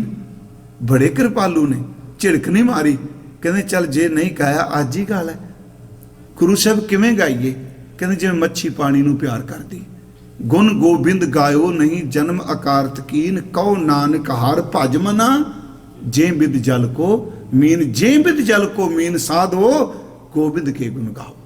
इस तरह गाओ, साधो गोबिंद के गुण गाओ गावो, मानस जन्म अमोलक पायो, बिरथा काहे गवावो रहाओ। पतित पुनीत बड़ा वड्डा धीरे दिता, तू इस करके नहीं गुण गा रहा भी मैं पाप कीते आ, मैं बड़े नीच कर्म कीते आ। गुरमुखो बंदा गलती करदा, बंदा नहीं बख्शदा। किन्नियां अदृष्ट गलतियां करनियां सिर्फ सानू पता हुंदा, रब बख्श दिंदा। बंदे दे हाथ विच ले ते सब कुछ खत्म करके रख दे। इसके हाथ होए तां सब कुछ ले। तू पतित हो गया है, क्यों नहीं आउंदा गुरुद्वारे? जे तू पतित हो गया तां भी घबरा ना। उस गोबिंद कोल इन्नी को ताकत है, वो पतितां नूं भी पवित्र कर दिंदा जिहड़े नाम जपन लग पैंदे। पतित पुनीत पापियां नूं पवित्र करन वाला, जिस पापी को मिले न ढोई, शरण आवे तां निर्मल होई। अगली गल, दीन, दीन दा लफ्जी अर्थ मजलूम भी हुंदा है, दीन दा अर्थ धर्म भी है। इत्थे दीन दा अर्थ है गरीब। पतित पुनीत दीन बंद, तेरे अंदर ये हीनता कि मैं गरीब हाँ। इत्थे एडे लोग आए होणगे, अमीर आए होणगे, कहंदे नहीं वो गरीबां दा भी है। तो ये ना हीनता ले कि किसी ने इन्नी माया दे दी, इन्ना कुछ गुरुद्वारे दे दिता, इन्ना लंगर लाता, आ कुछ करता, तू क्यों घबराना है? वो अमीर नवाज नहीं, वो गरीब नवाज है। वो दीन बंद है, दीन बंद गरीबां दा, जिन्हों गुरु जी कहंदे आ ऐसी लाल तुझ बिन कौन करे, गरीब निवाज गुसैया मेरा मत है छत्र तरे। हजूर कह रहे ने कि वो पापियां नूं पवित्र करने वाला है, गरीबां दा बंददार ते मित्र रिश्तेदार है। पतित पुनीत दीन बंद हर हरी, शरण ताहे तुम आओ। ओदी शरण च आ जाओ, ओदे घेरे च आ जाओ। महाराज कहंदे ने ओदे चरण चरण पकड़ लो। हजूर जी ये असंभव है, किवें हो सकता? तुसीं कह ते दिता। गुरु साहब कहंदे आ मैं तैनूं एक उदाहरण देना। गज को त्रास मिट्यो जे सिमरत। इत्थे गज दा लफ्जी अर्थ है जी हाथी। मैं आपनूं क्या अगे बड़ी बड़ी ये आउणा महाराज दा ये दोहरा भी है, बल चुटक्यो बंधन परे कछु ना हो तू पाए, कहो नानक अब ओट कर गज जो हो सहाय। गजेंद्र भी आएगा बाणी च। एक गज का अर्थ मिन वाला भी आएगा, मन मेरो गज जेवा मेरी काती। उथे अर्थ मापाई नाल जिहड़ा गज कहने, इत्थे गुरु जी कहंदे ने गज खाती। ये भागवत पुराण की घटना है कि एक गंधर्व सी हाथी, इनू श्राप दे दिता देवर ऋषि ने। चलो बड़ी विस्तार की कहानी है। ये श्रापिया गया, ये श्राप के हाथी बन गया। हाथी बन के वरुण दे तलाब ते पानी पीण गया। भागवत पुराण कहंदा उत्थे तंदवे ने हाथी नूं पकड़ लिया, खिंचण लगा। ये जदों दी जकड़ च आ गया, फिर इस गंधर्व ने इहदी सुरत नूं वेला चेते आ गया। अगे आवेगा महाराज कहंदे गुरु तेग बहादुर तुसीं ते बंदे हो, वो तानूं भी बख्श दिंदा जिन्हों जानवर हाथी कहंदे सन। हाथी ने किहड़ा कर्म धर्म कीता सी? धर्म कौन? गज कीना। ये उन्हें पुकारिया। भागवत पुराण कहंदा जदों खिंचिया जा रहा सी, उन्हें क्या प्रभु नूं पुकार दिया, उन्हें कमल दा फुल भेटा कीता उतों सरोवर तो। कहंदे रब ने तंदवे नूं चीर के रख दिता। गुरु तेग बहादुर साहब कहंदा जिहड़ा हाथी दी आवाज़ सुन सकदा, तू तां कहना मैं 84 दा सरदार आ, तेरी नहीं सुनेगा? तू पुकार। गज को त्रास मिट्यो जे सिमरत, तुम काहे बिसरावो। जे हाथी नहीं भुलांदा, तू क्यों भुला रहे हैं? सतगुरु जी फिर गुरमुख बंदा रस्ता दसो। गुरु जी कहने तज अभिमान मोह माया, इत्थे विश्राम लाना है। तज दे तू हंकार नूं, ते जिहड़ा माया दा मोह है इस पकड़ नूं छड्ड दे। तज अभिमान मोह माया छड्ड के फुन दर ते फिर ये अंदर खाली कर। फिर की कर? फुन भजन राम चित लावो। ਪ੍ਰਭੂ ਦਾ ਜੋ ਸਾਰੀਆਂ ਥਾਵਾਂ ਤੇ ਰਮਿਆ ਹੈ, ਉਹਦੇ ਭਜਨ ਵਿੱਚ, ਉਹਦੀ ਬੰਦਗੀ ਵਿੱਚ ਆਪਣੇ ਚਿੱਤ ਨੂੰ ਲਾ ਦੇ। ਮੈਂ ਫਿਰ ਬੇਨਤੀ ਕਰ ਰਿਹਾ, ਹਰ ਰੋਜ਼ ਗੁਰੂ ਸਮੱਤ ਦੇਈ ਜਾਂਦੇ ਨੇ, ਕਹਿੰਦੇ ਜੇ ਭਜਨ 'ਚ ਚਿੱਤ ਨਹੀਂ ਲੱਗਦਾ ਤੇ ਜਾਂ ਹੰਕਾਰ ਤੈਨੂੰ ਤੰਗ ਕਰ ਰਿਹਾ ਬੈਠੇ ਨੂੰ, ਜਾਂ ਤੈਨੂੰ ਮਾਇਆ ਦਾ ਮੋਹ ਕਰ ਰਿਹਾ। ਇਹ ਛੱਡ ਇਹਨਾਂ ਨੂੰ। ਤਜ ਅਭਿਮਾਨ ਮੋਹ ਮਾਇਆ ਫੁਨ ਭਜਨ ਰਾਮ ਚਿਤ ਲਾਵੋ, ਨਾਨਕ ਕਹਿਤ ਮੁਕਤ ਪੰਥ ਇਹ। ਹਜ਼ੂਰ ਗੁਰੂ ਜੀ ਗੁਰੂ ਤੇਗ ਬਹਾਦਰ ਸਾਹਿਬ ਕਹਿੰਦੇ ਨੇ ਇਹ ਮੁਕਤੀ ਦਾ ਰਾਹ ਹੀ ਆ, ਮੁਕਤ ਪੰਥ ਇਹ। ਗੁਰਮੁਖ ਹੋਏ ਤੁਮ ਪਾਵੋ, ਤੁਸੀਂ ਗੁਰਮੁਖ ਬਣ ਜਾਓ। ਗੁਰਮੁਖ ਹੋਵੋਗੇ ਤੇ ਮਿਲੇਗਾ। ਤੇ ਅੱਗੇ ਜੀ ਹੁਣ ਕਿਵੇਂ ਗੁਰਮੁਖ ਬਣੋ? ਉਹ ਕਹਿ ਦਿੱਤਾ, ਗੋਬਿੰਦ ਦੇ ਗੁਣ ਗਾਓ, ਹਰੀ ਦੀ ਸ਼ਰਨ ਵਿੱਚ ਆ ਜਾਓ, ਮਾਇਆ ਮੋਹ ਤੇ ਹੰਕਾਰ ਨੂੰ ਛੱਡ ਦਿਓ, ਗੁਰਮੁਖਤਾ ਹੀ ਮਿਲੇਗੀ। ਗੁਰਮੁਖ ਬਣ ਜਾਓਗੇ ਤੇ ਫਿਰ ਮੁਕਤੀ ਦਾ ਪੰਥ ਮਿਲੇਗਾ। ਇਹ ਗੁਰੂ ਤੇਗ ਬਹਾਦਰ ਸਾਹਿਬ ਨੇ ਅੱਜ ਕਿਰਪਾ ਕੀਤੀ। ਕੱਲ ਨੂੰ ਇਸ ਤੋਂ ਅਗਲਾ ਸ਼ਬਦ ਆਪਾਂ ਵਿਚਾਰਾਂਗੇ। ਆਪ ਸਮੂਹ ਸੰਗਤ ਦਾ ਬਹੁਤ ਬਹੁਤ ਧੰਨਵਾਦ ਜੀ। ਆਪ ਬੜੀ ਇਕਾਗਰਤਾ ਨਾਲ ਰੋਜ਼ ਸੁਣ ਰਹੇ ਹੋ, ਘਰਾਂ ਵਿੱਚ ਬੈਠੇ ਵੀ ਸੁਣ ਰਹੇ ਹੋ। ਸਭ ਦਾ ਧੰਨਵਾਦ।